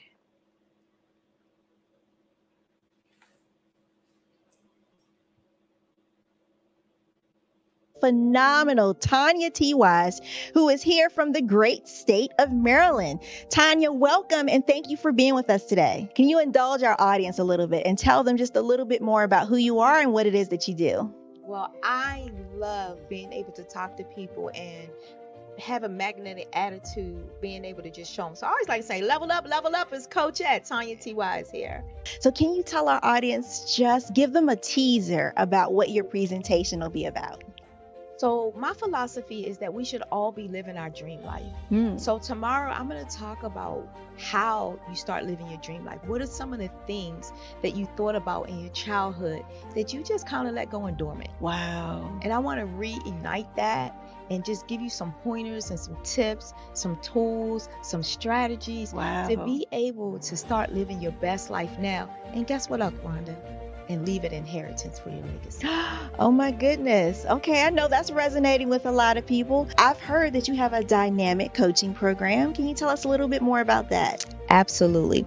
So our coaching program help people that have the lack of time, that lack strategies, and lack the confidence to go after their dream life. So we help them implement tools, we help them implement strategies, as well as give them resources so that they can live their best life now and leave that inheritance. Wow. Oh, I love that. I love the leave the inheritance part. Listen, you are dropping some major nuggets, and I know a lot of what you're saying is resonating with a lot of people, but I think we're all curious. How did you even make this transition into the speaking and coaching arena? What's the story behind this? So I started out in finance, and I realized that a lot of people don't necessarily go after their dream life because of the lack of finances or the education behind finances. But it wasn't until I lost my firstborn, my only son, that life changed for me. And where I was going after it all, living the corporate life, hit my 6-figure income and living in my dream house with my dream man, driving my dream car. I nearly lost it all when I lost my son. And so I realized it only takes one financial catastrophe that can change your entire life. That's what made me start All New Beginnings. Because no matter what's going on in life, there's a new beginning. And because of that, we develop a program called Wise Minded. My little slogan is, don't just dream it, let's live it. If they want to connect with you or work with you, what is the best ways for them to be able to do that? Well, for my social media guru, you can connect with me on every single social media platform as Tanya T. Wise.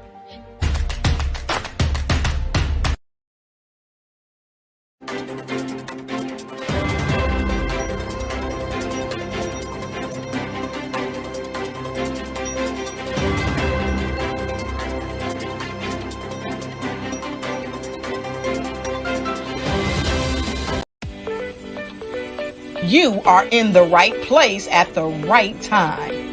The Black Business Network opens again for its Black Business Olympics, a 24/7 broadcast on business, strategies, global branding, social media marketing, finance, advertisement, and much, much more. Featuring the top, most powerful entrepreneurs and speakers and thought leaders from all around the world as they gather together for this phenomenal event. Join the Black Business Network streaming live into the metaverse, STEM City, USA, Black Multiverse, Pod TV, Roku, Hulu, iHeartRadio, Apple TV, YouTube, TikTok, Instagram, Google Podcasts, Facebook, LinkedIn, IBM TV, Spotify, and Twitch. Tune in today and be a part of this amazing movement. The Black Business Olympics welcomes you.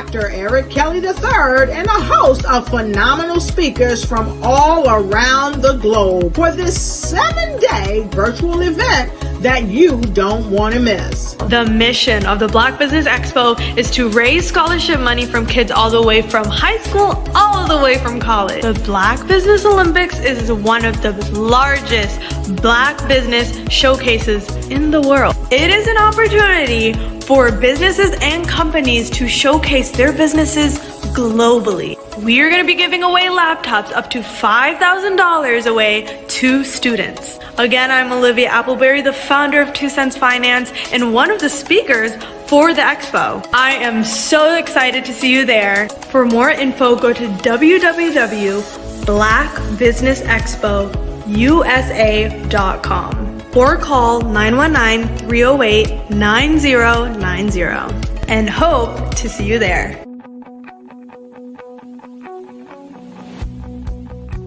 I am Black business. From the moment I wake until the time I sleep. Yes, I am Black business. I am Black business. Tell me, are you Black business? I am Black business. Do you support Black businesses? Listen, I support Black business because I am Black business. Black Business Expo, one of the largest business showcases in the history of Black business in the world. The world! Sign up today at www.blackbusinessexpousa.com or call 919-308-9090. I am Black business. I am Black business. From the moment I wake until the time I sleep, I am Black business. I am Black business. Are you Black business? I am Black business. Do you support Black businesses? I support Black business because I am Black business.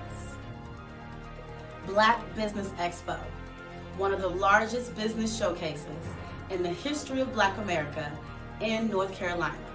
Sign up today at www.blackbusinessexpousa.com or call 919-380-9090. I am Black business. I am Black business.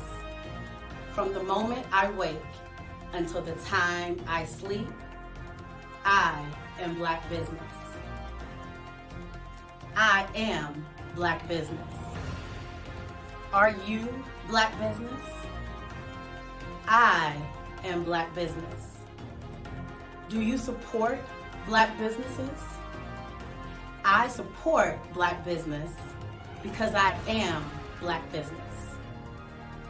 Black Business Expo, one of the largest business showcases in the history of Black America in North Carolina. Sign up today at www.blackbusinessexpousa.com or call 919-380-9090. I am Black business. I am Black business. From the moment I wake until the time I sleep, I am Black business. I am Black business. Are you Black business? I am Black business. Do you support Black businesses? I support Black business because I am Black business. Black Business Expo, one of the largest business showcases in the history of Black America in North Carolina. Sign up today at www.blackbusinessexpousa.com or call 919-380-9090. I am Black business. I am Black business.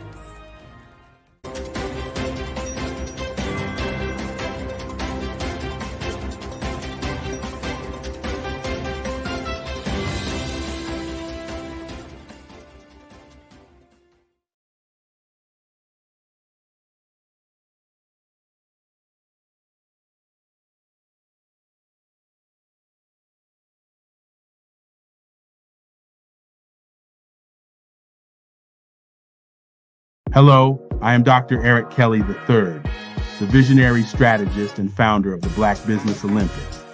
I invite you to showcase your Black-owned businesses on the Black Business Network global stage. The Black Business Olympics is a global Black Business Network platform that propels Black-owned businesses into the international spotlight. By showcasing your business on the Black Business Olympics platform, you can reach a worldwide audience of potential customers, partners, and investors. You can also establish yourself as a thought leader and expert in your field, attract lucrative partnerships, and more speaking engagements. In addition, the Black Business Olympics platform provides a valuable opportunity to connect and collaborate with like-minded entrepreneurs and business professionals from around the world. This can lead to new business opportunities, ideas, and relationships. Finally, by sharing your story and expertise on the Black Business Olympics platform, you can inspire and empower others. This is a powerful way to make a positive impact on the world and leave a lasting legacy. If you are a Black-owned business owner, I encourage you to seize the opportunity to showcase your business on the Black Business Olympics platform. It is a once-in-a-lifetime opportunity to make an indelible mark on the world. Be one of the 1,000 visionary entrepreneurs who are changing students' lives, shaping industries, and leaving an unforgettable legacy for their families. Unleash your voice on our global stage and watch your business thrive. Black Business Olympics is one of the largest Black business showcases in the history of Black business in the world. Yes, the entire world. Just give me a call today at 919-308-9090. Are you a forward-thinking entrepreneur or business owner? The world is changing faster than ever, and it's time to pivot and adapt to the future. Hello LLC is here to help you do just that. Hello stands for helping enterprises leverage leading-edge optimizations. Our innovative solutions can streamline operations, reduce overhead costs, and give you a competitive edge in a market projected to reach $5 trillion by 2030. By pivoting to the metaverse, businesses can tap into a rapidly growing market that is projected to be a significant part of daily life for 25% of Americans by 2026. As a full digital metaverse agency, the Hello LLC can help you create custom solutions to streamline operations, increase productivity, reduce costs, and drive brand recognition. Why should you pivot to the metaverse with the Hello LLC? By leveraging cutting-edge technology, you can provide immersive experiences for your customers, expand your global reach, and unlock new revenue streams. Contact us today to make the pivot.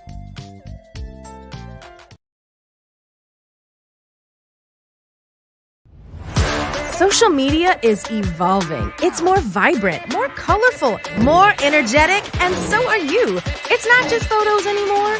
It's video, it's audio, it's subscription. And now, there's Fanbase, a new monetized social network. Fanbase delivers the complete native app experience with full content monetization for every user. No algorithms that shadow ban your engagement or growth, and no ads. Follow anyone for free and subscribe directly to your favorite creators for $4.99 a month. Plus, show some love by tipping on any post. Also, make a Fanbase page and monetize your content the same way.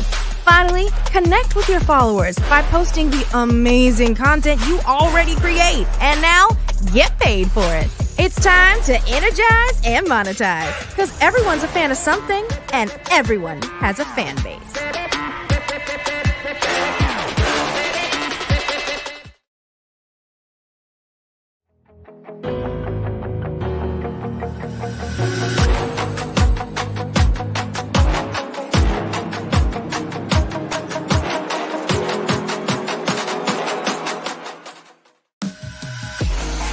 Over the past few years, we've seen the growth of existing and new initiatives focused on financial inclusion, building global networks, and reducing the wealth gap in response to the idea there's not enough seats at the table.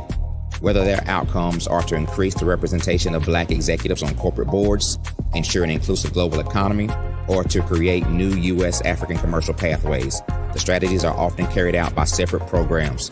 The question is, should they be? With the continent of Africa being home to more than half of the world's fastest growing economies, the youngest workforce, over 400 companies generating more than $1 billion annually, 700 generating more than $500 million annually that are poised for growth, and being the destination of nearly $5 billion in venture capital in 2021. Diversifying U.S. and Africa commercial engagement by building bridges between African businesses and their U.S. diaspora should begin being seen as mutually beneficial. From helping to reduce Africa's enormous capital gap to catalyzing two-way trade opportunities, the COVID-19 global pandemic hopefully has taught us that global challenges and opportunities are more interconnected than we thought. During the pandemic, African companies like Unicorn Flutterwave, insurance provider Reliance Health, ride-hailing app Yasir, and 54Gene, the continent's first bank of DNA on people of African descent, proved that when African companies have access to networks, capital, and information, they grow big, grow fast, and create solutions that are valuable to the world. This is why Be Direct was created.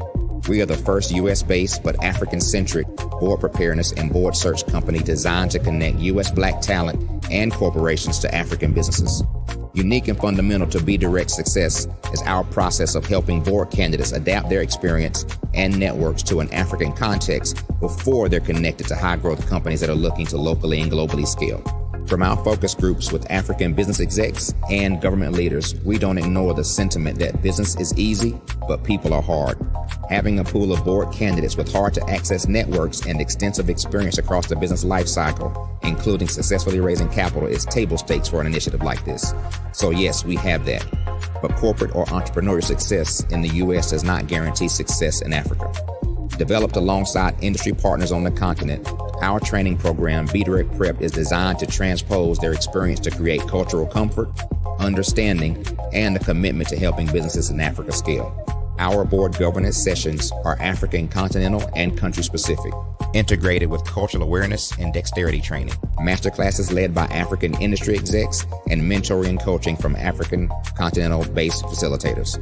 But even more unique to Be Direct Prep, we cap off our training program with an immersion trip to help candidates that have not been to Africa before see and feel Africa's complexity and opportunity from African soil. We all know traditional network-based board placement has historically left a lot of us out of ever really being in the paid board pipeline.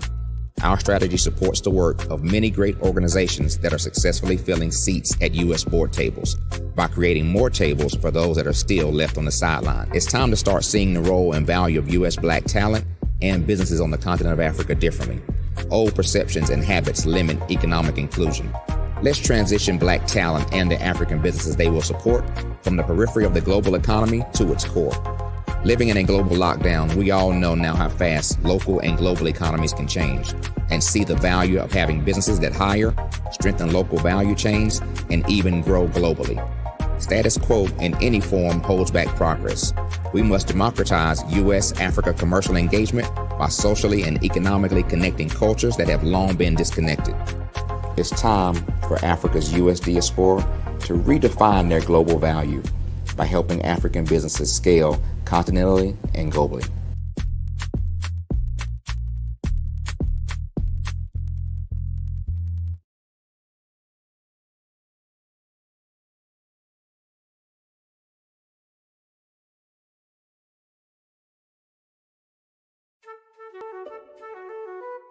This is Dr. Arnold T. Petsworth. He's the owner of Petsworth Vet World, a veterinary clinic in Hopton, Connecticut. His patients include dog, cat, frog, fish, Goldie, dog, and this alpaca. Due to doctor-patient confidentiality, we can't tell you their names. Business at Vet World was steady, and then quarantine hit. Neighbors brought new four-legged friends into their homes.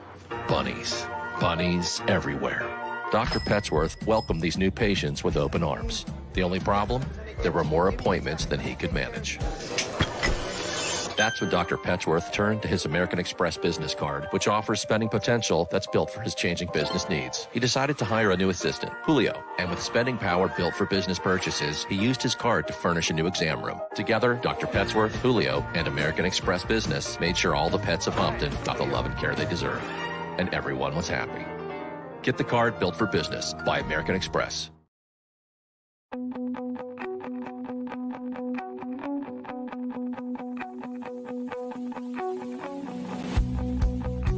I am Black business. From the moment I wake until the time I sleep. Yes, I am Black business. I am Black business. Tell me, are you Black business?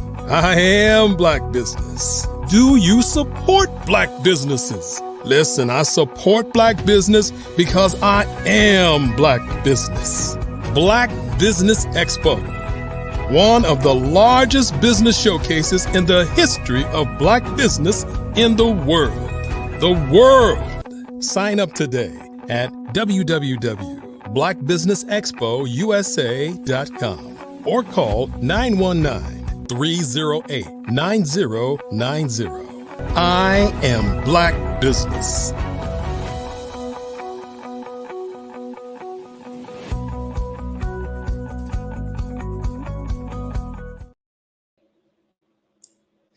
Good afternoon, business owners, entrepreneurs, thought leaders, and corporations. Welcome to the Black Business Network. My name is Dr. Tabitha Russell. I am your business moderator for this evening on the Black Business Network. The Black Business Network is a 24-hour business network showcasing Black businesses, business owners, entrepreneurs, and thought leaders worldwide. We have speakers from North Carolina, London, Singapore, Africa, Japan, and cities all over the United States. The Black Business Network is a global community sharing its business knowledge to empower, inspire, and educate businesses about business. Our keynote speaker is Miss Melanie Perry, and she has been helping people create sustainable wealth by making wise decisions for over 2 decades as a certified financial planner. Melanie's passion for financial literacy extends to educating women and kids about the basics of money management through her financial literacy and education company, Zillionaire Enterprises. She is known for making financial concepts easy to understand, which help people to make sound and empowering financial decisions. Welcome today, Miss Melanie Perry. Here, Dr. Tabitha. It's a pleasure and an honor to always be present for the Black Business Olympics. Yes, thank you so much for joining us on today. And I'll leave you with Genius is Common, and I'll see you on the other side. Indeed. Thank you. So once again, it is a pleasure to be here. I am grateful to always be on this platform to share some information with everyone that is in listening ears of my voice. So today I want to bring it to a focal point of connecting the balance between money and spirituality. We have just gone through a holiday season expressing our gratitude and thanks. And this is a good season, a good time of year to begin to reflect upon the things that we've accomplished over the months, and begin to focus on what's ahead, right? So oftentimes, for those of us who are spiritually grounded, heart-centered, and focused on bringing added value to this world, to our family, our friends, and to this world, sometimes we go through a tug of war between our desires to want more and not wanting to look like those who have a whole lot. You know what I'm saying? This is the Black Business Olympics, right? So y'all know what I'm talking about. And so with this particular tug of war that we encounter when it comes to wealth, when it comes to achieving financial success, it impedes our ability to actually achieve abundance and to be in alignment with our Creator on the level of abundance. So I'm going to open up our conversation today, our discussion on money and spirituality. So tell me, is this true or false? Money is the root of all evil. Now, if there were comments happening, maybe there are comments, I can't see them, but if there are comments going on, I bet you many of you are saying true, true, true, true, true, true, true, T, T, T, T, T. It's actually false. In Timothy, 1 Timothy chapter 6, verse 10, it reads, the love of money is the root of all evil. Not just money. Because see, money is actually energy. Money is an outer expression of your energy. You are energy. Our bodies are composed of hundreds of thousands of neurons, which are nerve cells that send and receive signals all throughout our body, kind of like the game of telephone. And they're building blocks for all of a good 70,000 thoughts that run around all in our head each and every day. And using about 100 billion neurons that connect more than 500 trillion points through synapses, which is like a highway, that travel at an extremely fast speed, around 300 miles an hour. So these thoughts are firing away that fast and in that volume.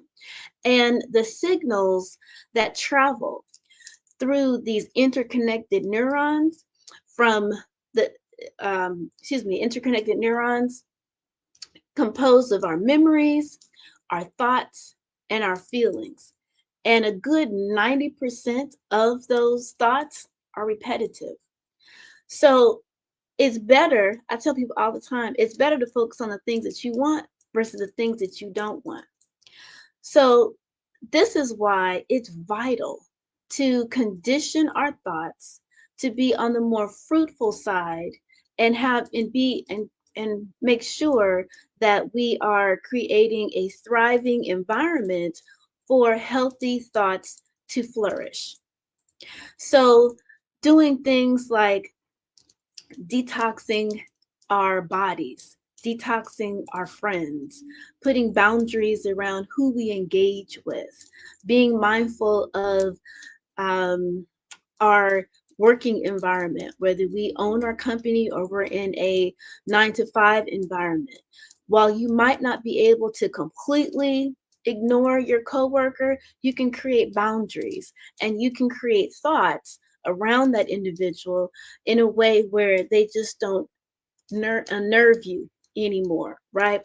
So it's all about creating the right kind of environment and conditions for you to thrive, from those types of environments all the way down to cleaning out our purse, ladies. If you are digging down in that sack purse trying to find your money, you need to organize that in a way where that environment is easily accessible and organized and creates harmony for you. Because at the end of the day, you have to recognize that your thoughts become things. Now, another way to put this is that the basis of our thoughts are our beliefs. And Abraham Hicks is a woman that I like to listen to a lot. She defines it this way: a belief is just a thought that you keep on thinking, and the only things that keep you from who you really are and what you really want are the beliefs which is only a thought that you keep on thinking. So if you keep thinking, I can't, I won't, it's not going to happen for me, it's for them, then those 90%, that 90% of thoughts that are repetitive, that's what keeps cycling your mind. And so that's what deters you and pushes you away from actually achieving the financial goal that you were actually born with. So what we have to begin to recognize and to shift our thinking on is the fact that we are energy. We create our reality through our thoughts, which ultimately become our belief.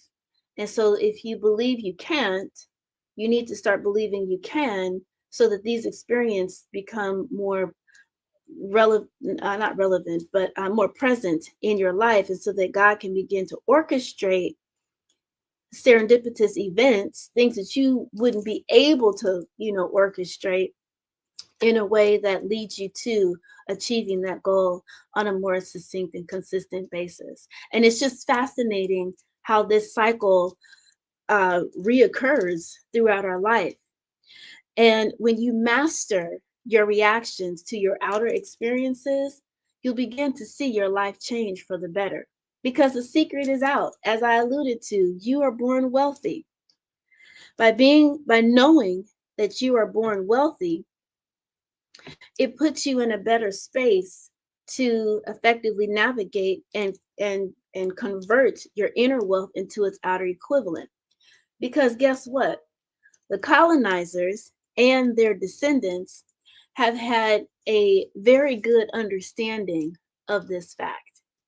And they have got this down to a science to control, manipulate, and dominate for over the past 600 some odd years. Since, I would say, when the Portuguese got going around the 1400s. So with this distorted pursuit of wealth that disgusts spiritually grounded individuals like ourselves, it compels us to kind of repel money and wealth and riches because of how they have really distorted their inner talents and used it in manipulative, demeaning, offensive ways. But money doesn't have to be pursued in a way that in the expense of other people. Wealth, money, riches can evolve out of us in ways that continue to uplift and expand. The very definition of economics is to exchange human capital, meaning our gifts, our talents, and our skills that we were born with, into products and services that we can use. And when done correctly, it's efficient, it's not wasteful or harmful, and adds value to the greater good. When you look at just about every last indigenous society before the colonizers took root, they were living in a harmonious, sustainable, abundant, bellyful environment. And it wasn't until that distorted pursuit of monetary wealth that was devoid of human feeling, shall we say, it was just so selfish, did that pursuit of wealth get distorted. But I'm here to tell you, as a consistent member presenter on Being the Black Business Olympics, we know that we are in the midst of sustainable change to go back to our roots. And given that we are woke, awakening, and learning how we can combine our natural gifts and talents and skills collaboratively amongst ourselves, and then holistically begin to affect change and actually understand their system so that we can master it and then use it to our benefit to affect our power.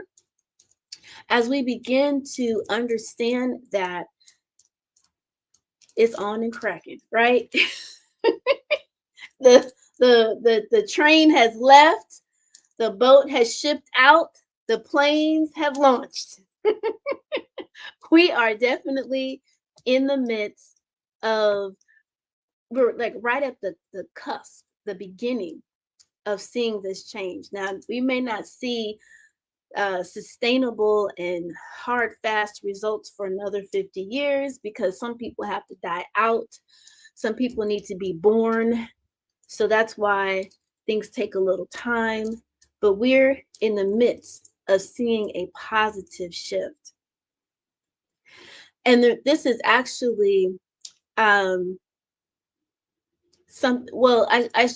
should say this, that as we begin to understand that we can't just kind of give away our talents, give away our gifts, that's kind of our natural inclination. We have to begin to understand that it's an exchange that takes place, because the reality is that energy is never created or destroyed. So you can't bring forth your wealth and like not get something back in return. That's just not law. That's not how the exchange works. That's not energy, because energy has to be transformed into something else once it leaves you. So once it leaves you, it didn't like just poof, gone. Something has to come back, to you.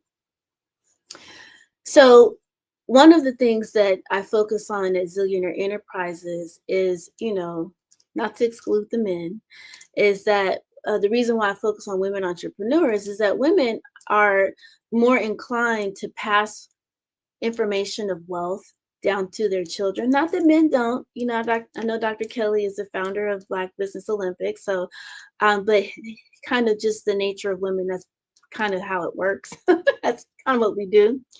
There's a proverb that is attributed to a Ghanaian scholar, Dr. James Emmanuel. I'm not going to jack up his last name, but he was the one that expressed, if you educate, and this is the man saying this, if you educate a man, you educate an individual. But when you educate a woman, you educate a family, a nation. And so as we improve individually in all domains of wealth, from our mental healing, our physical healing. So mentally, we're seeking counsel through therapy now, which is great. Physically, we're not eating chitlins and hog mugs and all of that. We're becoming more conscious of the food that we put into our body. Spiritually, we are becoming more aware of connecting our spiritual journey with our religious beliefs. Relationally, we are being mindful of the people we keep around us and understanding the value of networks and relationships and communication. Socially, emotionally, and financially, as we begin to understand all of these different domains, then we collectively make our family, our nation, and the world a better place. And it takes diligence, it takes consistency to be reinforced through various mantras, through prayer, through meditation, affirmations, and to actually set and reset our mind to align with the right frequency to unlock our wealth. Because some of us are walking around here not even knowing the value that we're providing to people that can be monetized, right? When people say, oh, you're really good at such and such, you're like, girl, that's nothing, right?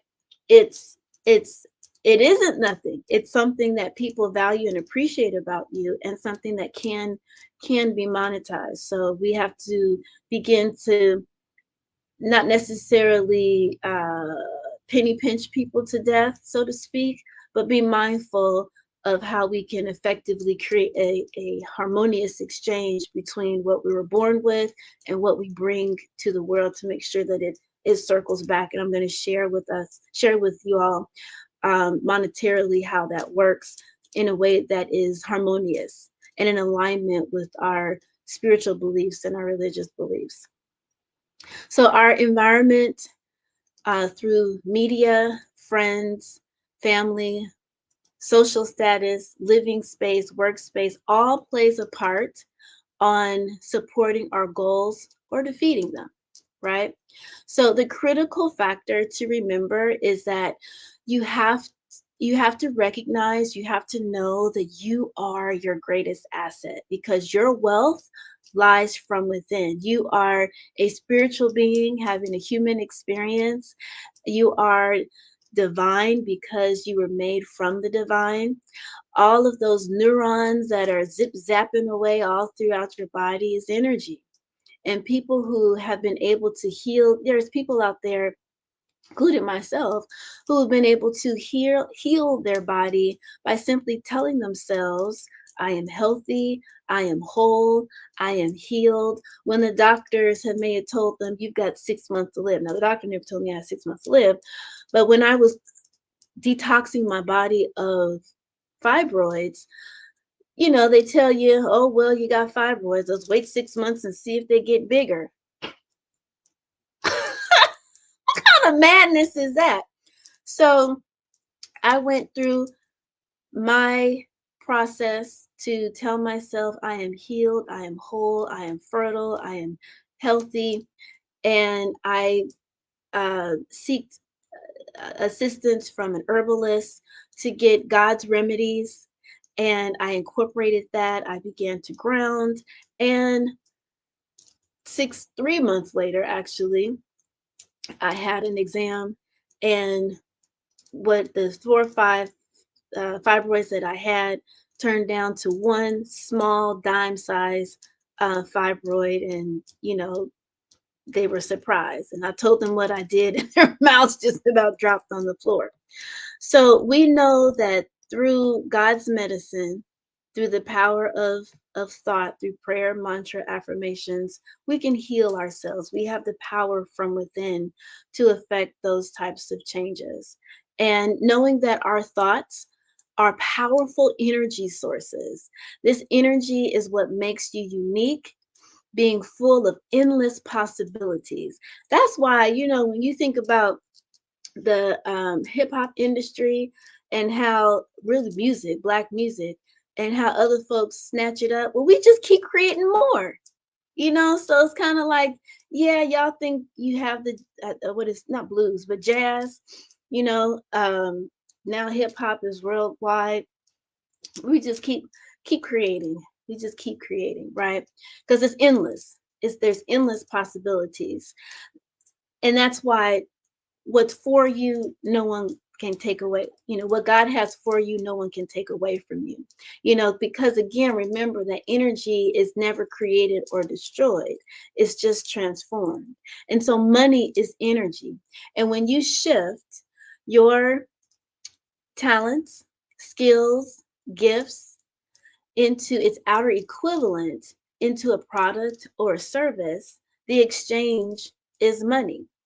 So something that is interesting to kind of note here is that when we think about success, right? Sometimes we're in our business and our business is kind of like a hobby, and we're not really focused on making multiple millions of dollars within our business. So, if I make an extra, oftentimes the goal is to just try to make, $10,000, and we haven't $10,000 a month, and we haven't necessarily put forth the full effort in fully monetizing our skills, talents, and resources in a way that is to its actual equivalent, because we're infinite, right? So we're abundant. So to cap ourselves at an extra 5,000, 10,000 or whatnot a month is stifling. So understand that the measurement of success in business and finance is money, just as the measurement of success in friendships is trust. The measurement of success in spiritual relationships is unshakable faith. And your mental wealth is your reaction to things that you can't control. The measurement of success in your physical wealth is your body's ability to defend health, right? So we have to understand that when we are assessing our success in various domains of wealth, what the anticipated or expected outcome should be. So if we are born wealthy, if we are energy, and to convert that energy into its equivalent outside so that we can now use it in other forms, is the end result is money. In short, you are money, right? You are divine spirit. Money is spiritual. And they're not mutually exclusive. So money and spirituality shouldn't be a fight. You are spiritual, and by you bringing forth the goodness from with you into its outer equivalent is a spiritual process. I mean, just think of the learning lessons you've gone through in your life up to this point, right? Remember, money is a tool. Money is a conduit. It's why it's called currency. Energy that can be transformed into an asset to generate more money or another product or service. That's the circulatory effect, right? Just as energy is in constant flow, even though, trying to understand this concept is interesting, because even something as solid as a rock to the naked eye is actually still in constant movement. So I learned this idea of everything is energy when I took an African American spirituality class at Spelman. And later I learned that the science behind the reality that everything is in constant flow is quantum physics. And so it informs us that essentially these particles in a solid state are vibrating from a fixed position. This is how I'm beginning to understand it, at a very low temperature in comparison to particles in liquid, which are moving. They're not fixed to anything. So that's why we can see the flow of water. We can see the flow of even air, the wind blowing consistently. We can see those things because the particles are not fixed to anything to kind of slow that movement down. It's just very fascinating. So again, just understanding the connection between ourselves and our ability to generate wealth on a consistent and regular basis goes like this. So you know that you're born wealthy, you know that you're born with skills, talents, and a unique gift to bring added value to society. Now, once you have put a price on that, and now comes back to you in the form of money, we got to continue this process, continue this circulation. Because ultimately, we're not here to be laborers. We're not here to just work for other people. Okay, we're here to experience the abundance of what God has provided to us on this earth, and to enjoy other people's gifts and talents through the form of products and services, right? Whatever that is, whether you're paying for the service or whether it's just being in somebody's presence, right? It all shows up in different ways. So how this begins to circulate back to us to create financial freedom, which in essence is time freedom, is to, once that energy converts out ultimately into money, we bring it back to us, and we now invest into an income generating asset. Now, what typically happens is we produce, wear ourselves out because we don't understand the full system, or haven't created the full system of financial success. So we have it on one end in being able to generate, but we don't have it on the other end in order to perpetuate. So how wealth is perpetuated in our lifetime and beyond is through income, in short, through income generating assets. So you set it and forget it. You generate it, create the money, circulate it back into an income generating asset. This income generating asset, there's tons of them. Ideally, you want the ones that create guaranteed streams of income. So just as you want to have a diversified income stream within your business, you don't want one source of revenue stream. You want at least 3 revenue streams within your business. And I'm not talking about 3 different types of things where you are making curtains, you make furniture, and then you make refrigerators. That's not what I mean. I'm saying in your business, maybe you're a speaker, you're a coach, and you wrote a book. So those are three different, revenue streams. Okay. So I'm trying to get back to my point here. So we're bringing it in and we're investing. So you want to duplicate that with your personal assets as well, and have guaranteed multiple streams of income. So that could be through real estate. That could be through a product called an annuity. That could be through another type of passive asset, passive business asset, like a laundromat or car wash, or creating an audible, reading audible books is another passive, income stream, because it's a set and forget, and people are constantly buying that audible. So there's digital ways to make it happen, physical ways to make it happen. So whatever your money type personality is, it can all work. Purchasing stocks, can be structured as an income generating asset. The thing is to structure your passive income portfolio in a way where it's truly passive income. The first action step is to set everything up, and then it does what it does. This is how your money begins to work for you instead of you constantly working for it.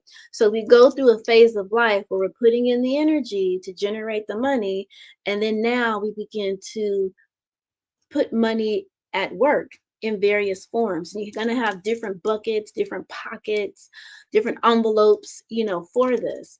However, it works best in your mind to understand how to organize it. So the first fundamental thing to understand is what? We're born wealthy.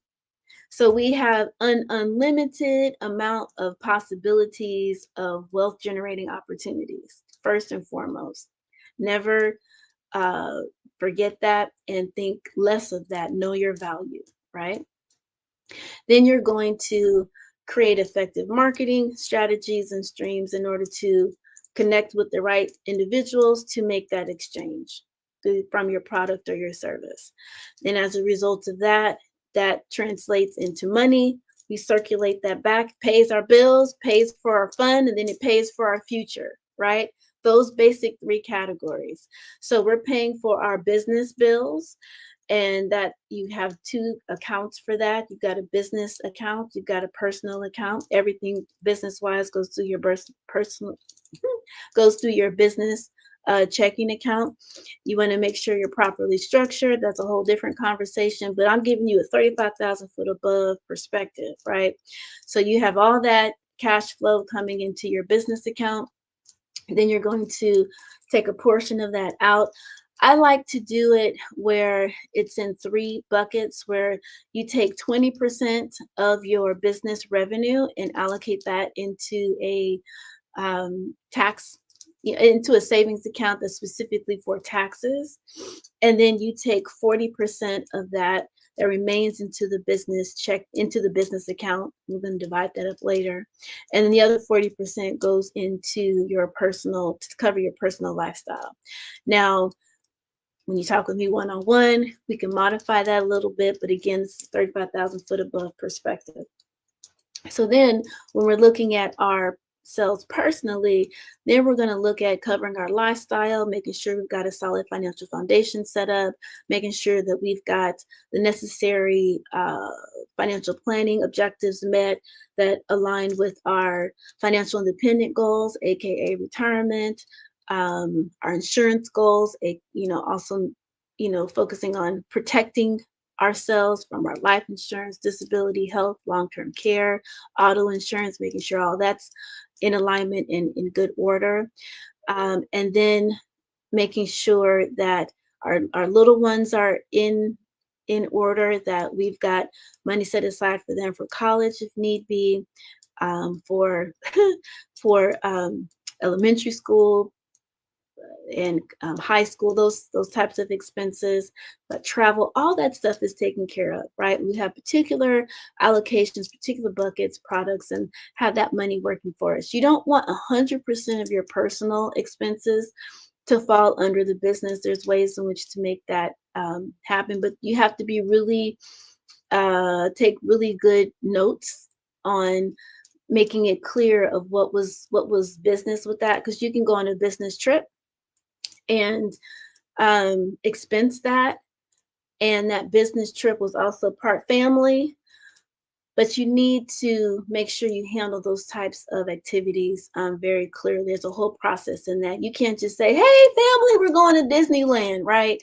And then pay for it on your business credit card and then write that off, and you didn't do anything business wise. They don't work like that. You're gonna get audited and it's not gonna be pretty. So I say all that to say you don't want everything expensed through your business. You want some things, personal. And then you have your business expenses, right? Okay, so then you have various similar allocations personally to business wise, and your business can also own assets. Your business can purchase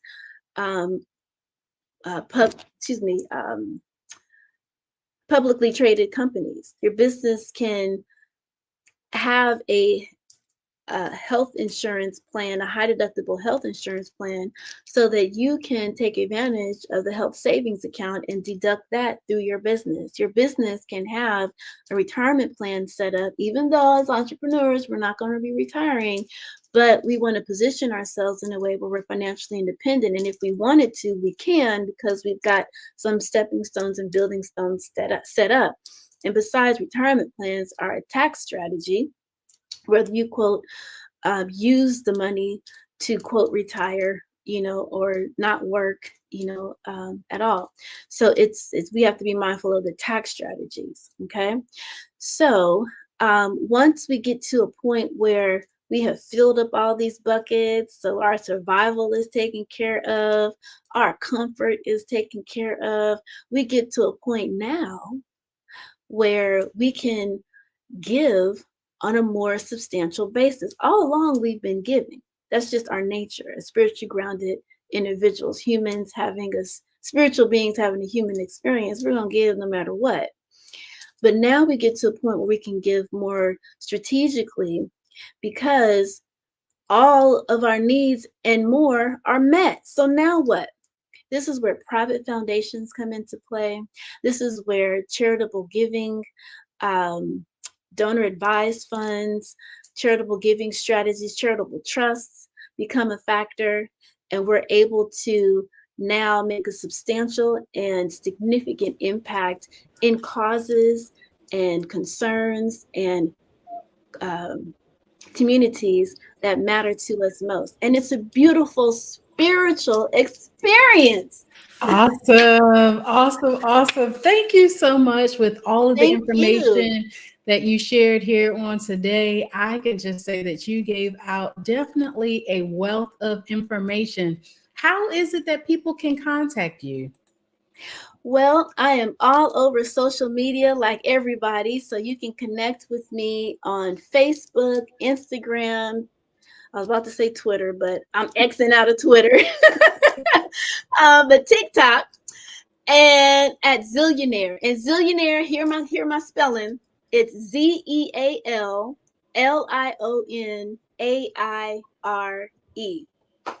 You can find me on any of those channels through that handle. Awesome. Thank you so much for joining us on today and sharing all of your great information. I will leave you with Genius is Common, and I'll see you on the other side. Thank you.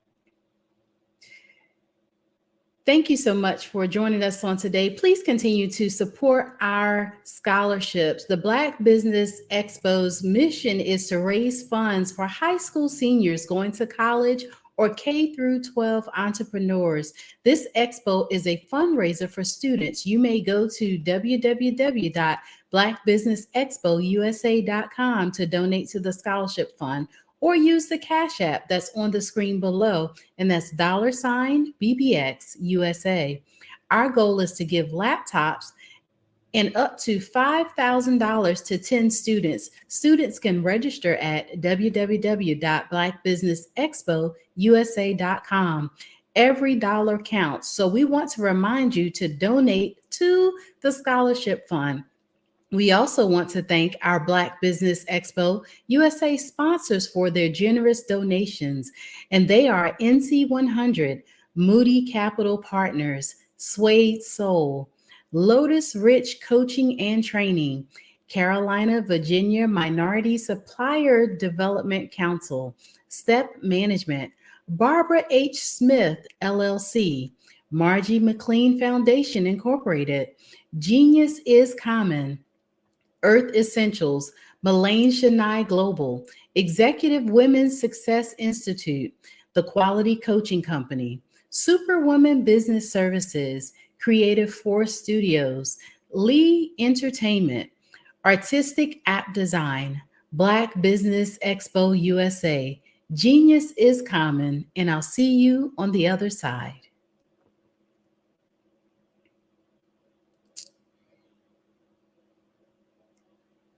I'd like you to imagine with me, if you will, opening an app where you can collaborate with like-minded individuals from around the world, get inspiration and in-app tools to launch and grow your business, as well as share your knowledge and earn compensation, all in one app.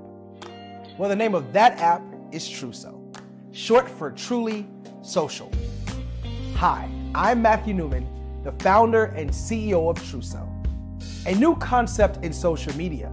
Truso is designed from the ground up to be a platform that's both social and empowering for all its users. How exactly do we do that? I'm glad you asked. First, Truso brings the world together via video. Psychologists assert that video provides a significantly more effective connection than audio only. When you enter a community on Truso, you're face to face. Second, on Truso, you don't have to have 1 million followers to monetize. Our business model allows all hosts and moderators to monetize, no matter the size of your following, by 1, producing fee-based content, and 2, inviting others to join the platform as subscribers.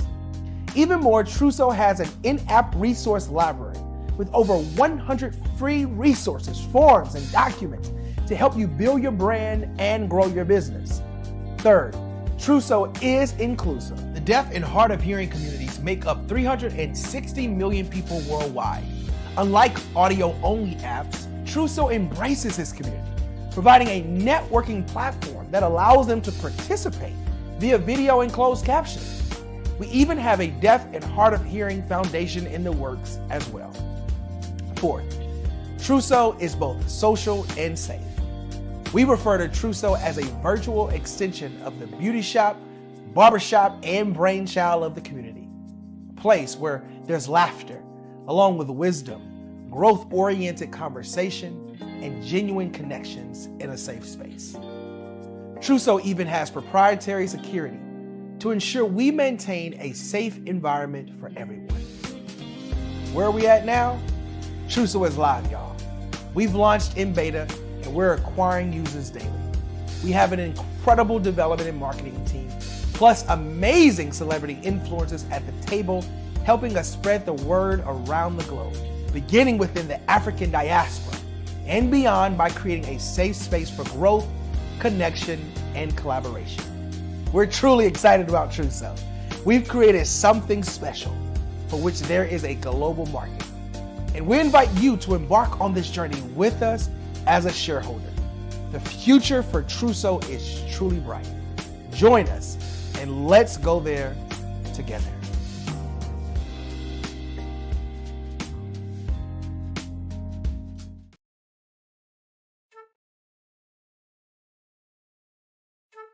This is Dr. Arnold T. Petsworth. He's the owner of Petsworth Vet World. Business was steady, but then an influx of new four-legged friends changed everything. Dr. Petsworth welcomed these new patients. The only problem, more appointments, meant he needed more space. That's when Dr. Petsworth turned to his American Express business card, which offers flexible spending limits that adapt with his business.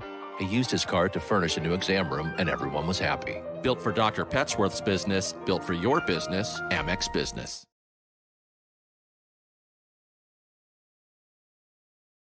The Black Business Expo's mission is to raise funds for high school seniors going to college or K-12 entrepreneurs. This expo is a fundraiser for students. Please, you may go to www.blackbusinessexpousa.com to donate to the scholarship fund or use the Cash App at $BBXUSA. Our goal is to give laptops and up to $5,000 to 10 students. Students can register online at www.blackbusinessexpousa.com. Every dollar counts. Please donate to the Black Business Expo USA Scholarship Fund.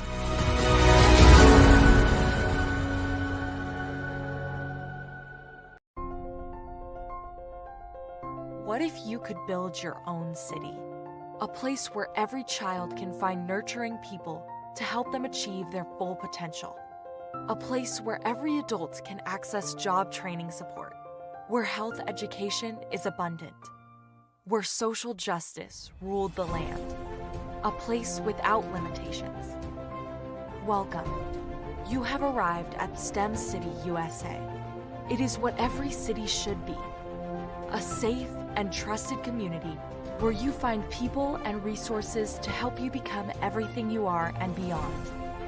STEM City is unlike anything you have ever experienced. It is a digital twin of the world around you, only better. STEM City is about energy and soul renewal. It is more than a digital world. You can almost feel the power of live cultural events, music, and theater. STEM City promises a better future for children with caring mentors and hands-on activities with dedicated tutors to support our youth. STEM City is your passport to a healthy lifestyle with weekly events addressing our community's many issues. STEM City is your financial well-being with helpful information on wealth management, career advancement, job training, and so much more. STEM City is the community you deserve. It is the city where your dreams can come true. STEM City USA, a place in the sky that is accessible to all who reach for the stars.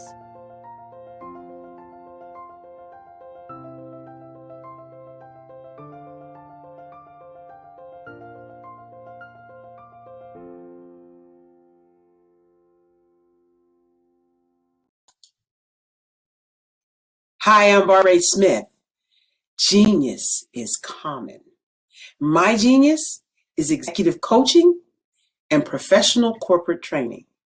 As the master executive coach and corporate training ambassador for the Genius is Common movement, I help business owners craft their stories in such a way that you know exactly what they do, what they have, and what they bring to the table. Many times as business owners, we are asked, so what do you do for a living? And we could be crushing in our businesses, but we're not quite sure exactly what to say in a short amount of time. Well, I help you take those stories that are the reason why you're in business and why you're so passionate about your business and craft them in such a way that people are drawn to you as opposed to being repelled by you. Because every conversation, every time you talk to someone about your business, you are excited about it. But are you really conveying what you do, what you have, and what you bring to the table? And do really people understand why you care so much and why they should care that you have the solution to their problem? Well, I'm here to help you with that. As a master storyteller, I can help you with your stories and spin them in such a way that they are intriguing and fascinating. People want to listen to you talk about your business. That's why at the Genius is Common movement, I am the master executive coach and professional training ambassador. That's my genius. And genius? Oh yeah, it's common.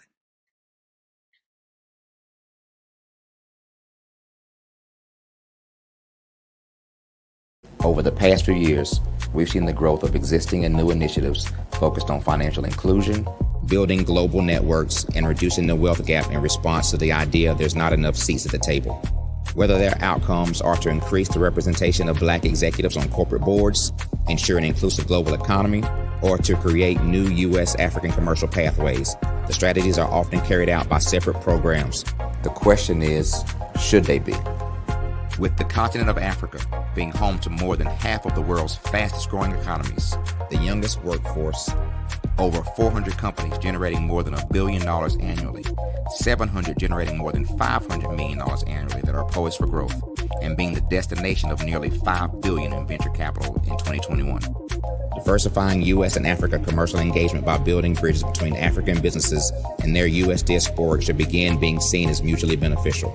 From helping to reduce Africa's enormous capital gap to catalyzing two-way trade opportunities, the COVID-19 global pandemic hopefully has taught us that global challenges and opportunities are more interconnected than we thought. During the pandemic, African companies like Unicorn Flutterwave, insurance provider Reliance Health, ride-hailing app Yasir, and 54Gene, the continent's first bank of DNA on people of African descent, proved that when African companies have access to networks, capital, and information, they grow big, grow fast, and create solutions that are valuable to the world. This is why Be Direct was created. We are the first U.S.-based but African-centric board preparedness and board search company designed to connect U.S. Black talent and corporations to African businesses. Unique and fundamental to Be Direct's success is our process of helping board candidates adapt their experience and networks to an African context before they're connected to high-growth companies that are looking to locally and globally scale. From our focus groups with African business execs and government leaders, we don't ignore the sentiment that business is easy, but people are hard. Having a pool of board candidates with hard-to-access networks and extensive experience across the business lifecycle, including successfully raising capital, is table stakes for an initiative like this. So yes, we have that. But corporate or entrepreneurial success in the U.S. does not guarantee success in Africa. Developed alongside industry partners on the continent, our training program, Be Direct Prep, is designed to transpose their experience to create cultural comfort, understanding, and a commitment to helping businesses in Africa scale. Our board governance sessions are African, continental, and country-specific, integrated with cultural awareness and dexterity training, masterclasses led by African industry execs, and mentoring and coaching from African continental-based facilitators. But even more unique to Be Direct Prep, we cap off our training program with an immersion trip to help candidates that have not been to Africa before see and feel Africa's complexity and opportunity from African soil. We all know traditional network-based board placement has historically left a lot of us out of ever really being in the paid board pipeline. Our strategy supports the work of many great organizations that are successfully filling seats at U.S. board tables by creating more tables for those that are still left on the sideline. It's time to start seeing the role and value of U.S. Black talent and businesses on the continent of Africa differently. Old perceptions and habits limit economic inclusion. Let's transition Black talent and the African businesses they will support from the periphery of the global economy to its core. Living in a global lockdown, we all know now how fast local and global economies can change, and see the value of having businesses that hire, strengthen local value chains, and even grow globally. Status quo in any form holds back progress. We must democratize U.S.-Africa commercial engagement by socially and economically connecting cultures that have long been disconnected. It's time for Africa's U.S. diaspora to redefine their global value by helping African businesses scale continentally and globally.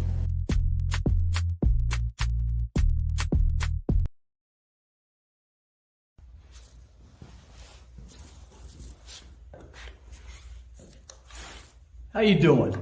I'm Rodney Allen Rippey. Yeah, the child actor. Well, now, leading man.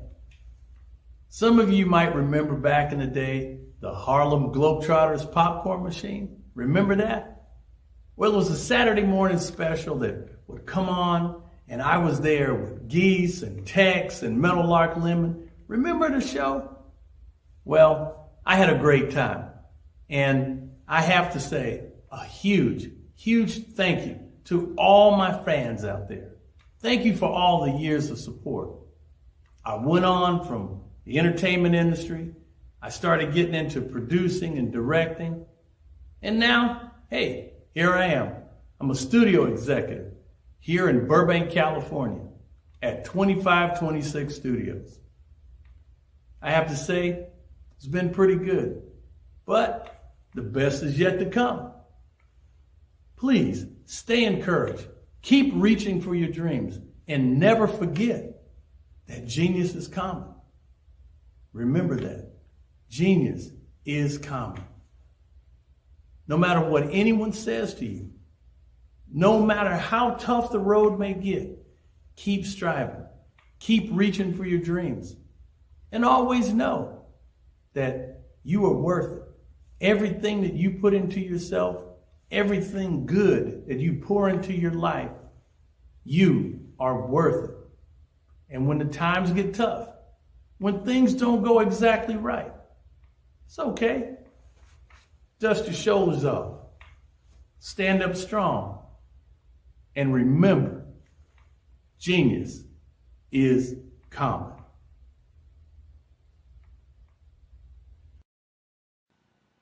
Hello, my name is Kiasi Helm and I'm 14 years old. I think my genius would probably have to be setting goals and achieving them. I say this because ever since I was young, I always wanted to be an author, and at age 11, I ended up achieving this. But not only did I end up becoming an author, I ended up becoming a public speaker, a publisher, a business owner, all these great things. The name of my business is Written by Kids Publishing Company. I decided to start this company because I thought it was important for me to help kids my age express themselves through literacy and just achieve their own goals. Because to me, achieving goals is the best thing in the world to feel. It's you just achieving things and aspirations that you set for yourself. And I know that everybody is capable of this because even if you don't end up achieving the goal, you still tried your best, and that's the most important thing. And everybody is capable of this because genius is common. Thank you.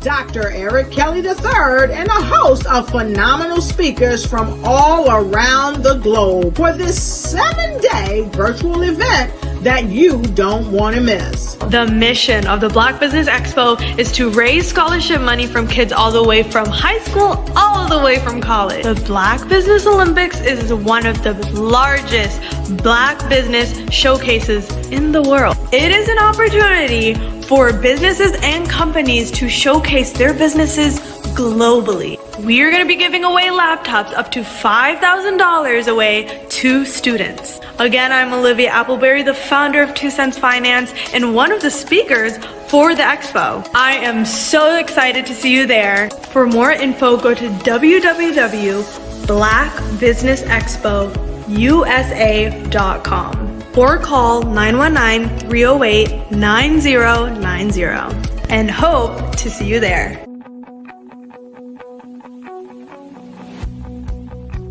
I am Black business. From the moment I wake until the time I sleep. Yes, I am Black business. I am Black business. Tell me, are you Black business? I am Black business. Do you support Black businesses? Listen, I support Black business because I am Black business. Black Business Expo, one of the largest business showcases in the history of Black business in the world. The world. Sign up today at www.blackbusinessexpo.com. blackbusinessexpousa.com or call 919-308-9090. I am Black Business. I am Black Business. From the moment I wake until the time I sleep, I am Black Business. I am.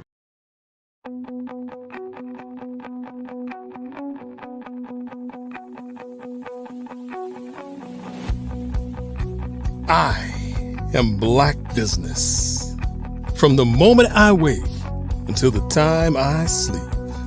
Yes, I am Black Business. I am Black Business. Tell me, are you Black Business? I am Black Business. Do you support Black businesses? Listen, I support Black business because I am Black Business. Black Business Expo, one of the largest business showcases in the history of Black business in the world. The world. Sign up today at www.blackbusinessexpousa.com or call 919-308-9090. I am Black Business.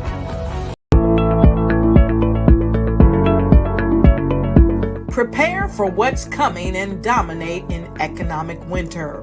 Stand strong and thrive by showcasing your great products and services globally through the Black Business Network and Black Business Olympics. The Black Business Network has showcased over 2,000 companies with over $7 billion in sales each year. Over 10 million attendees have viewed the rebroadcast each month. Through the Black Business Olympics, unique styles of business training and mentoring are turning students into business owners and entrepreneurial warriors who will dominate in any economy. Gain the ultimate advantage of the Black Business Olympics, 7 days of unbelievable topics and speakers speaking around the globe. Donate your time and experience to provide expertise and scholarships to students worldwide and change the world. Now, more than ever, new insights, tools, strategies, and capabilities are needed. This is your chance for a major presentation to the world. Fill out the form and join the more than 2,000 speakers who have presented to over 200 countries. Join the Black Business Network streaming live into the Metaverse, STEM City, Black Multiverse Enterprises, Hulu, Amazon, YouTube, iHeartRadio, Apple, Facebook, LinkedIn, Pod TV, IBM TV, Spotify, and Google Podcasts. Sign up today. Spaces are limited, and we will see you there.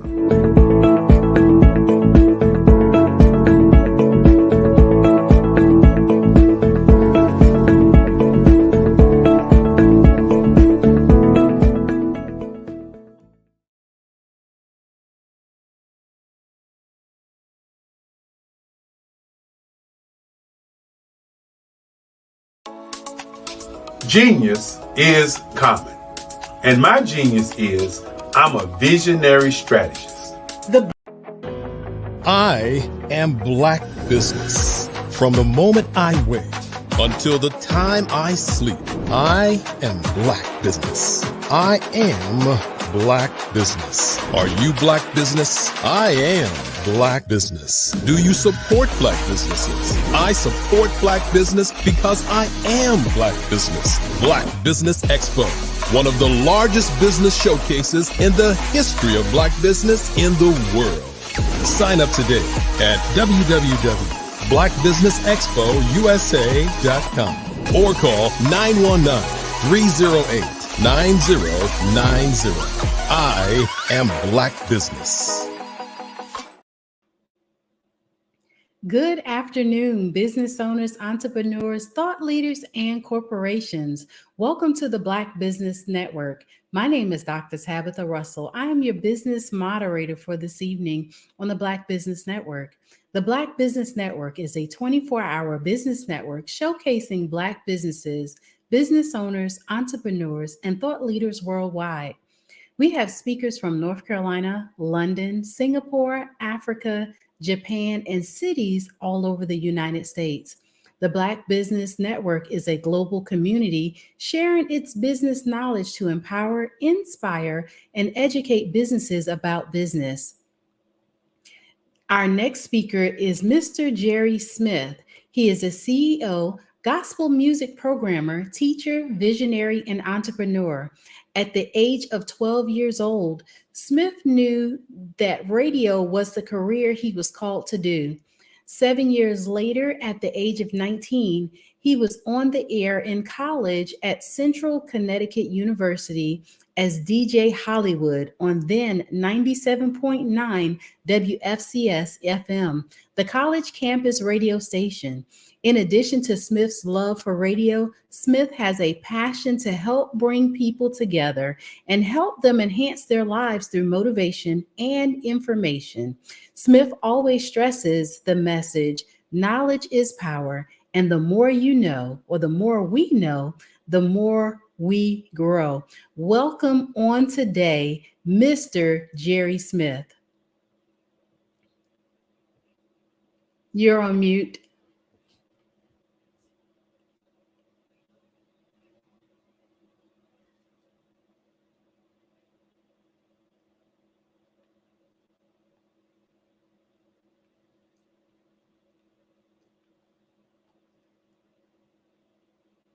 Mr. Smith credits his vast knowledge in the broadcast industry with being taught by great programming minds on his ascension to being regarded as the top gospel programming mind in the industry.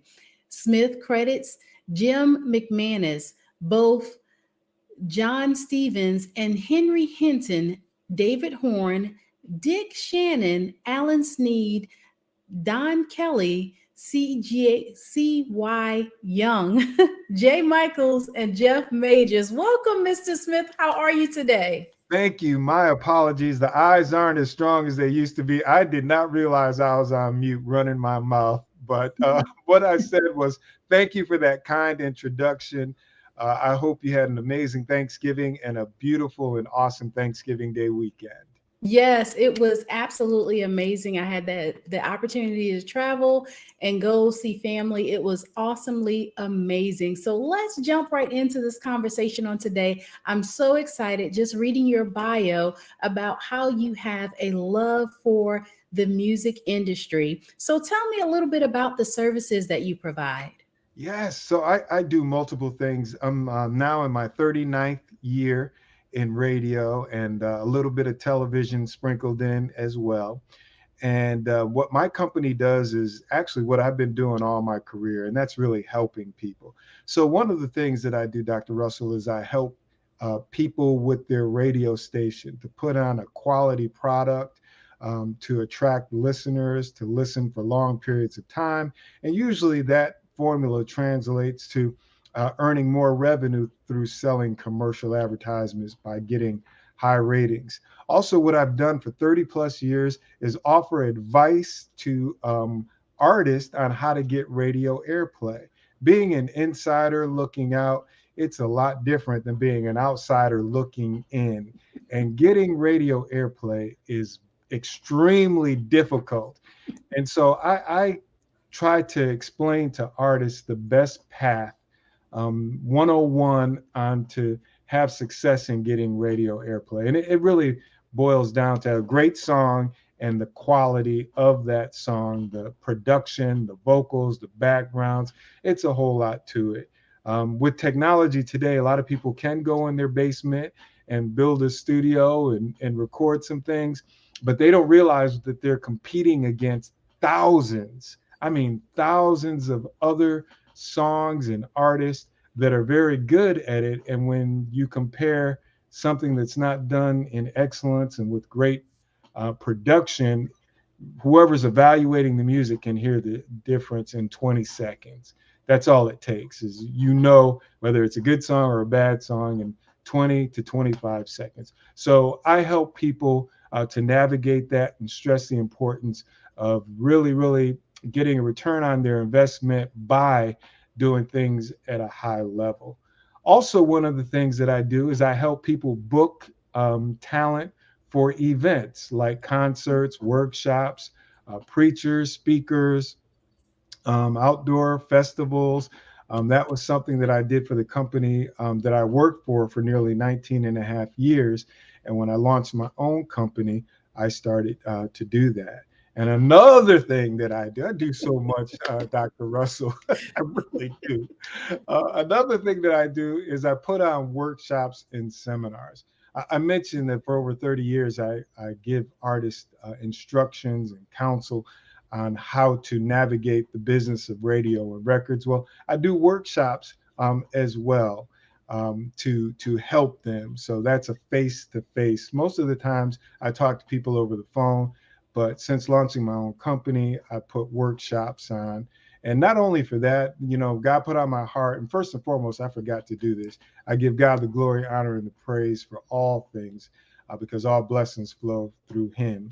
But I also, God put on my heart to do some seminars for the youth, which you guys have a great platform to help them with their education. And I encourage people watching and listening to please sow into this amazing thing to help our youth further their education. They sometimes need that help. And we as a community need to be there for them. So please, please donate whatever God puts on your heart to donate to help these young men and women with their books and tuition and computers. Please, please help out. But I want to do something for the youth. I want to do something for men. I want to do something for guys who are recovering from substance abuse as well. The thing with the youth, I used to be an athlete like Dr. Kelly, played basketball in my younger days, both in high school and college.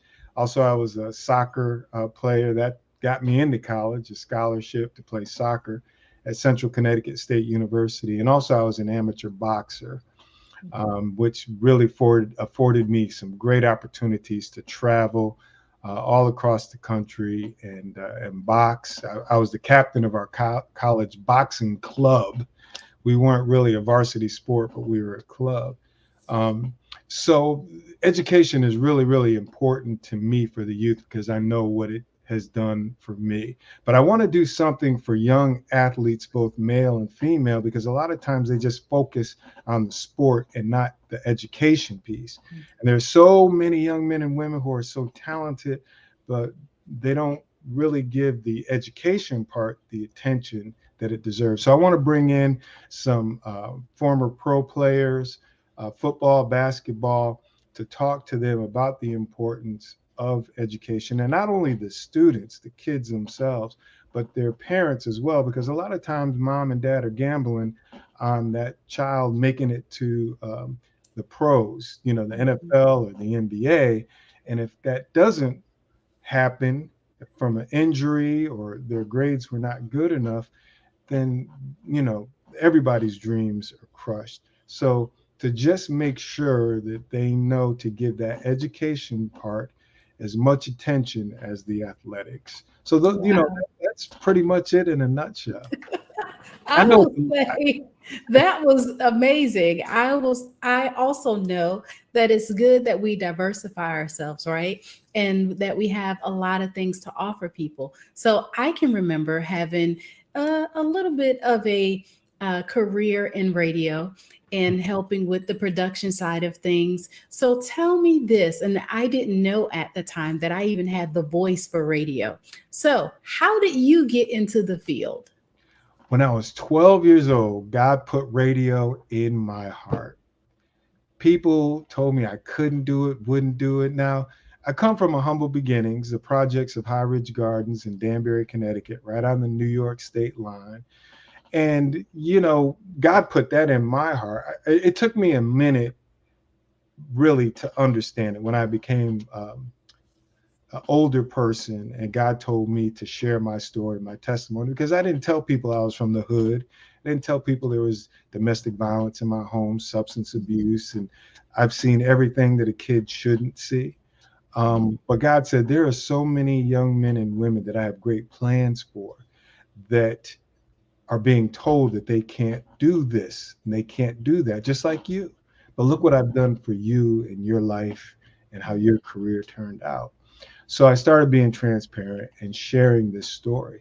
But to answer your question, when I was 12 years old, God put radio in my heart. Really, I did it to meet the girls and the music and the concerts and all that stuff. That was what I was thinking. I wasn't thinking that God would get the glory out of my life. I didn't think I would be honored by our president, our chief commanding officer. I didn't think, or realize I was going to win all these awards and work with all these amazing people. But that's what God put it in my heart. And ever since I was 12 years old, I just pretended I was on the radio. Not 7 years later, when I was 19, I was on radio, college radio, Central Connecticut State University, DJ Hollywood. Never been to Hollywood in all my life, but that was one of my dreams.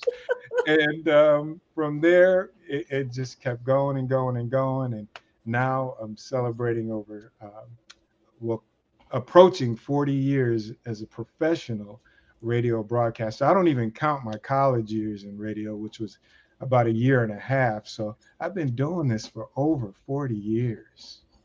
That is amazing to be able to say that you've been doing any one thing for 4 decades. All right. So can you tell me, for somebody that's looking potentially to get into the industry today, because I'm sure quite a few things may have changed since you got into the industry. What is something that a person can do today to get into radio? It has changed so much, Dr. Russell.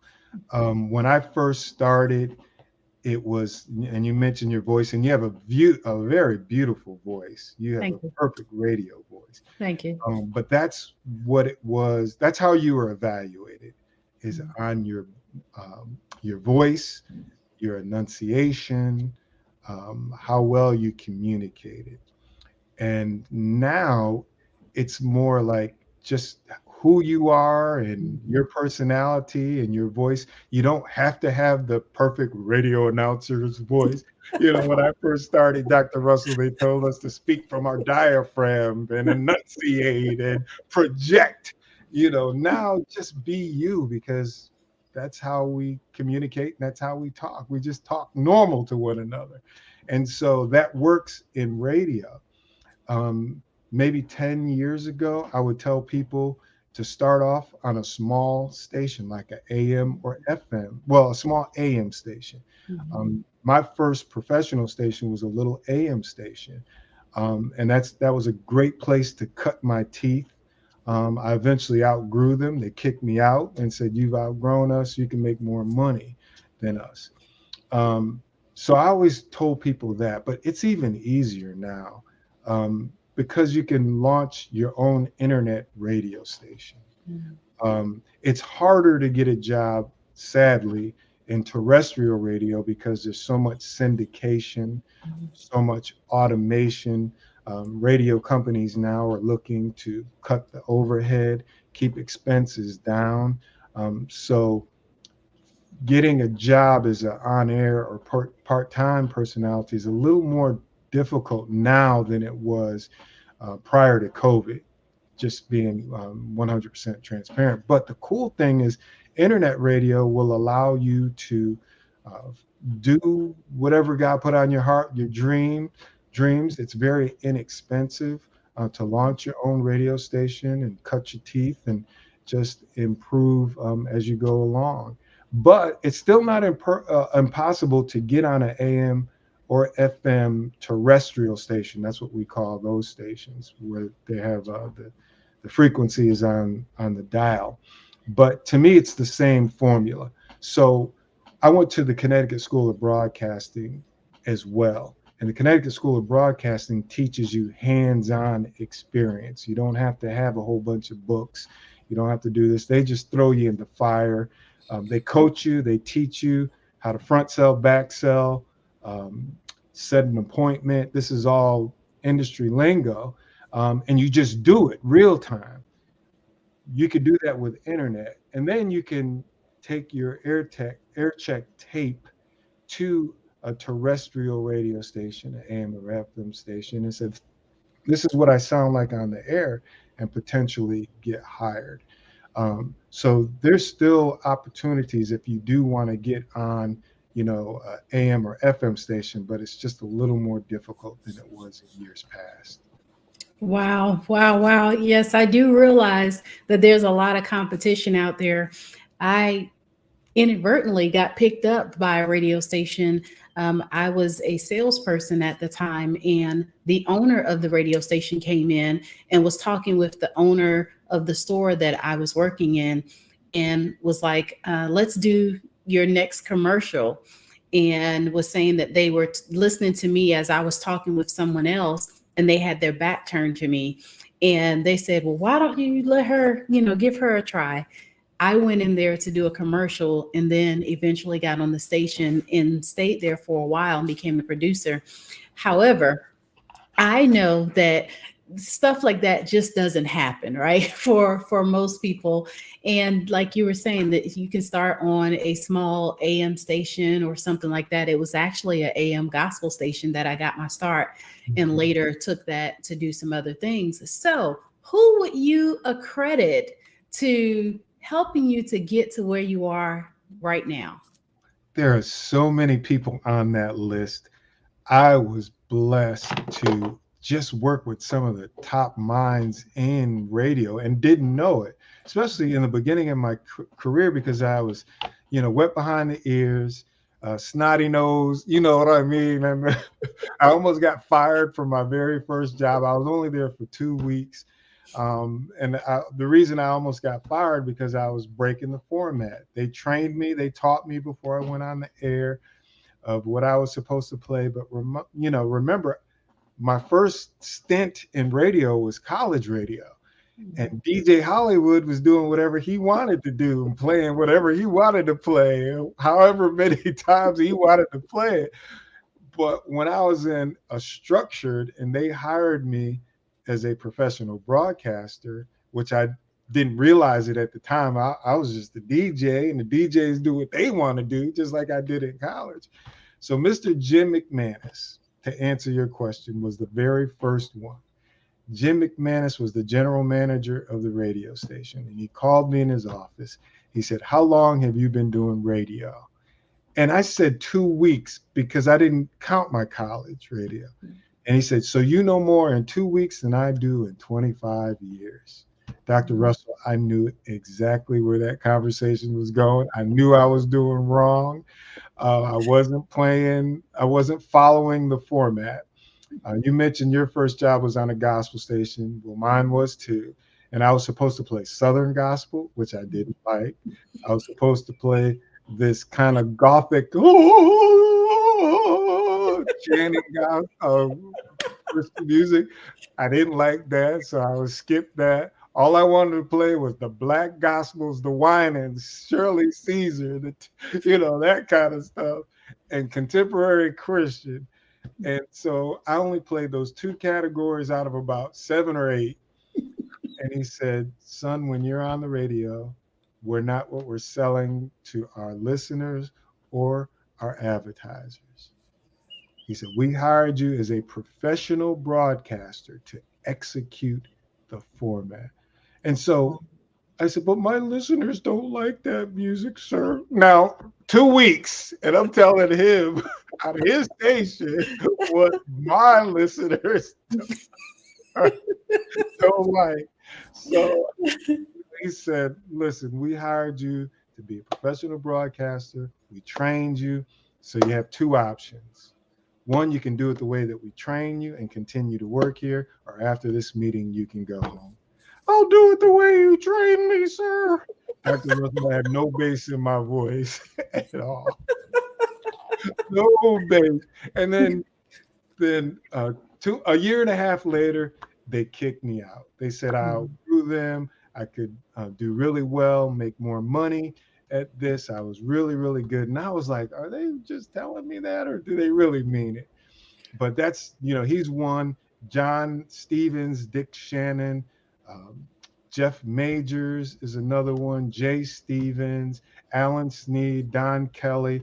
I attribute a lot of my success to those great, great radio minds. Dick Shannon, I think I mentioned Dick. Dick Shannon saw something in me that I never saw early in my career. And when he told me that I was going to go and do some great things, when he was promoting me, when I wasn't at this radio station very long, I was like, what is this man talking about? I didn't know at the time that he was one of the top radio programming minds in the country. Now, I didn't mention this, that I worked in, my first station was gospel, but I also worked in rock, classic rock. I worked in adult contemporary, which was playing Barbra Streisand, Kenny Rogers, Kenny Loggins, Journey, Jethro Tull. I mean, I worked in every format except country music and jazz. So I have a really diverse background, and all of these folks, both black and white, supervisors and program directors, were saying all this stuff to me, and I was like, why is everybody saying this? And they saw more in me than I saw in myself, and everything that they said really came into fruition. And for that, I'm just grateful that they sewed into me. I love it. I love it. I can remember, of course, my first interaction with being on a station. I'm forever grateful for that opportunity. So let's talk about paying it forward. What's one of your success stories of somebody that you helped to get into the industry, and or either that have benefited from the services that you offer? Great question. Well, the biggest success story is a young man named Richie Ballard. Richie is out of Greenville, North Carolina. And I have this thing to teach people and to help them. So Rich was a teenager, and he was one of two people that I took under my wings. And I used the Connecticut School of Broadcasting approach with these two people. So when my shift was over at work and it was towards the end of the day, they reached out to me and said, hey, I have an interest in radio. Can you help me? So I brought the guys in, and I would let them hands-on learn how to do radio. Rich went on to work in a couple of radio stations. He ended up coming to Raleigh, North Carolina, going to NC State. He did some radio in the market, but in the marketplace, but he also wanted to be an engineer. His thing was tinkering with stuff. Rich went on, he got bored with engineering, he got bored with radio. He went on to open up Verizon franchises and became a multi-millionaire. I mean, you just Google Rich Ballard. I think it's Ballot, and you guys can read up on him. And he's the biggest success story. I helped some other people who had zero radio background, same approach, brought them in the studio, taught them how to front sell, how to back sell, how to set an appointment, helped them put together an air check tape, and all of them got jobs with zero experience. One of them was with KISS 102 in Newberry, North Carolina. And the program director said, wow, we want to bring you on part-time. How long have you been doing radio? And he said, I've never done radio. And the guy was like, BK Kirkland, that's the program director's name. He said, well, how did you put this tape together? It sounds like you've been on the radio forever. And he said, Jerry, my name back then was Jerry Jam. He said, Jerry Jam helped me put it together. And he said, wow.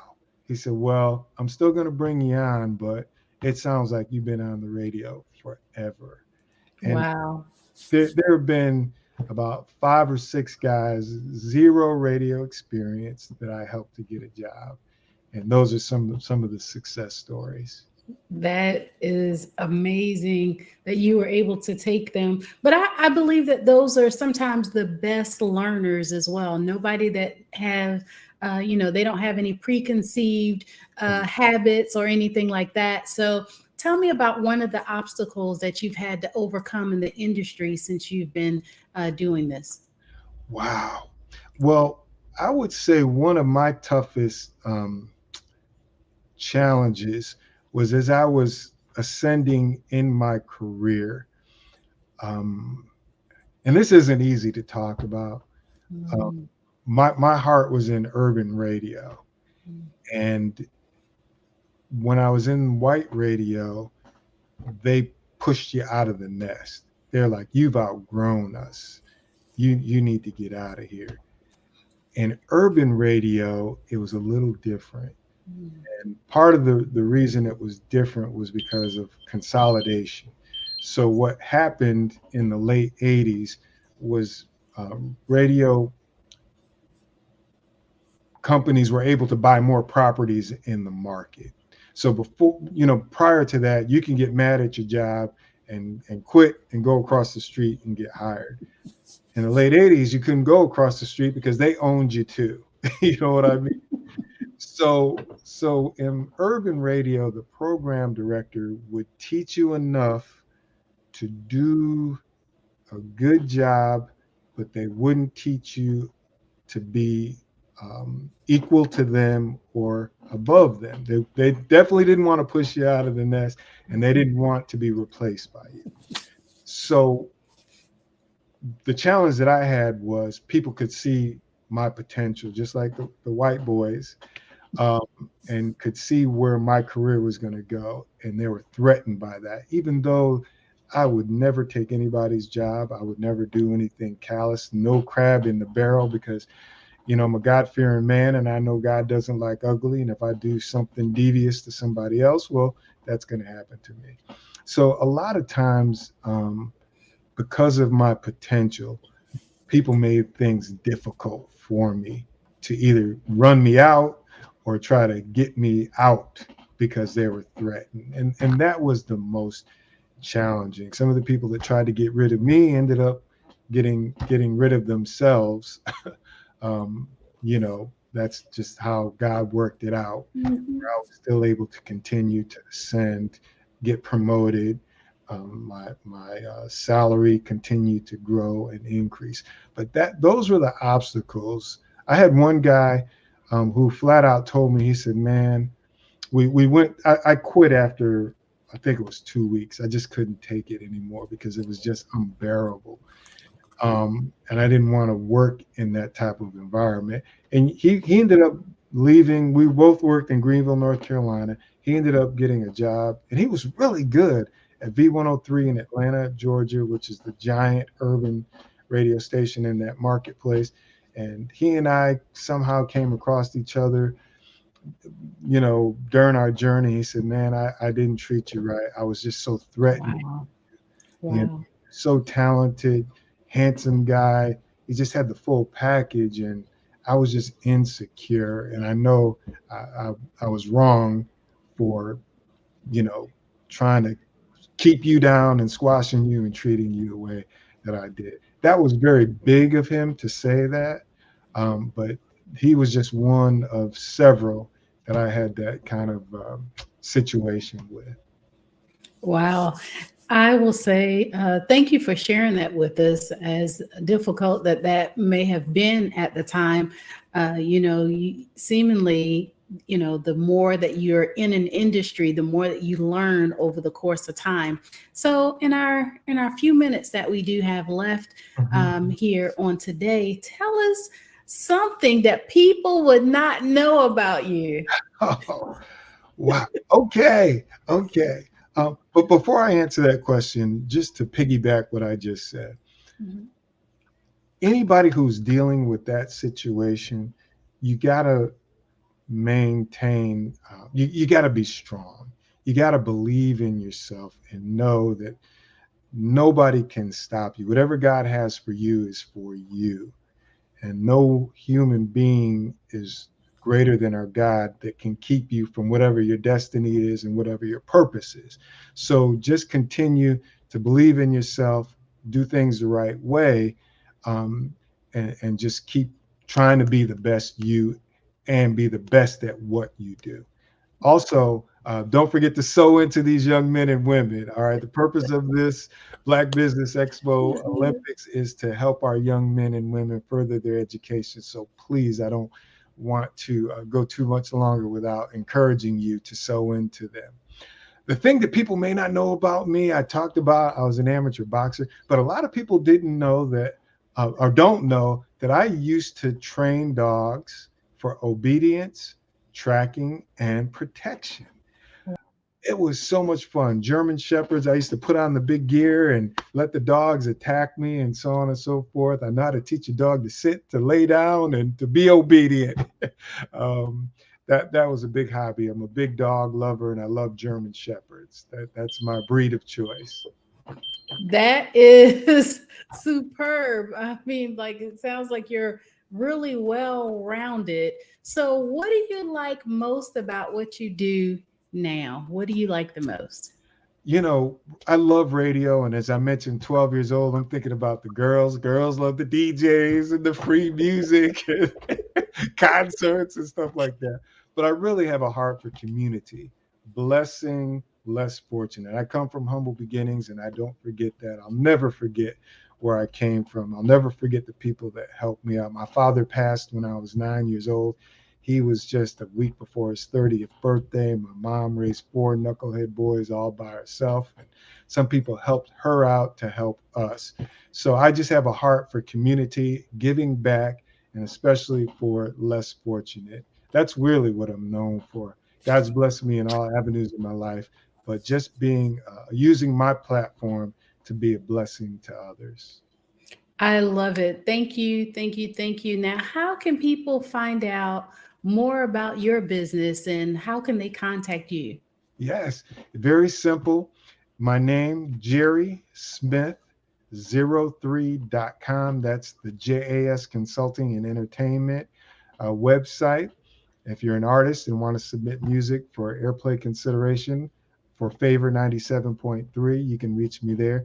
If you're a small business and interested in advertising on Favor 97.3, it's designed for small businesses, so it's relatively inexpensive to help you get some marketing and the word out about your products, goods, and services. Same website, jerrysmith03.com. It has my phone numbers and and all the information you need to find me.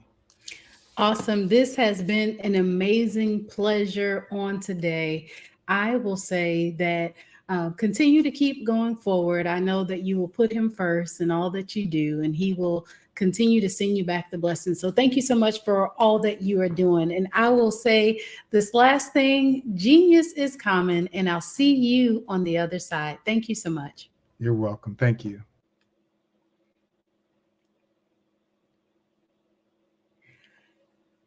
The Black Business Expo's mission is to raise funds for high school seniors going to college or K through 12 entrepreneurs.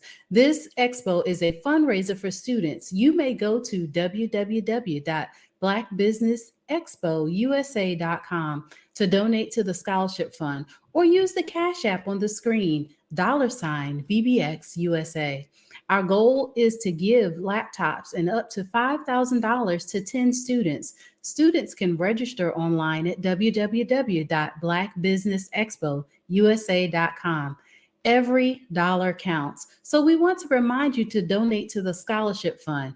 And we want to thank our Black Business Expo USA sponsors for their generous donations. And they are NC 100, Moody Capital Partners, Suede Soul, Lotus Rich Coaching and Training, Carolina, Virginia Minority Supplier Development Council, Step Management, Barbara H. Smith, LLC, Margie McLean Foundation, Inc., Genius is Common, Earth Essentials, Melaine Shania Global, Executive Women's Success Institute, The Quality Coaching Company, Superwoman Business Services, Creative Force Studios, Lee Entertainment, Artistic App Design, and Black Business Expo USA. Genius is common, and I'll see you on the other side.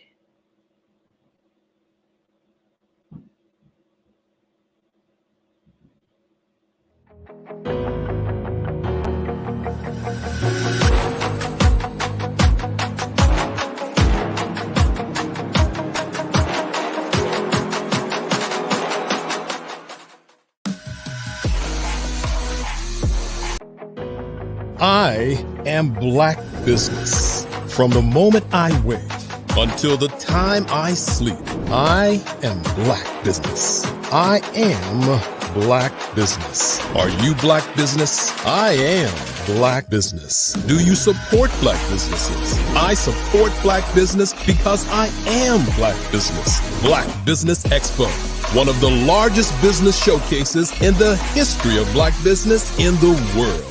Sign up today at www.blackbusinessexpousa.com or call 919-308-9090. I am Black business.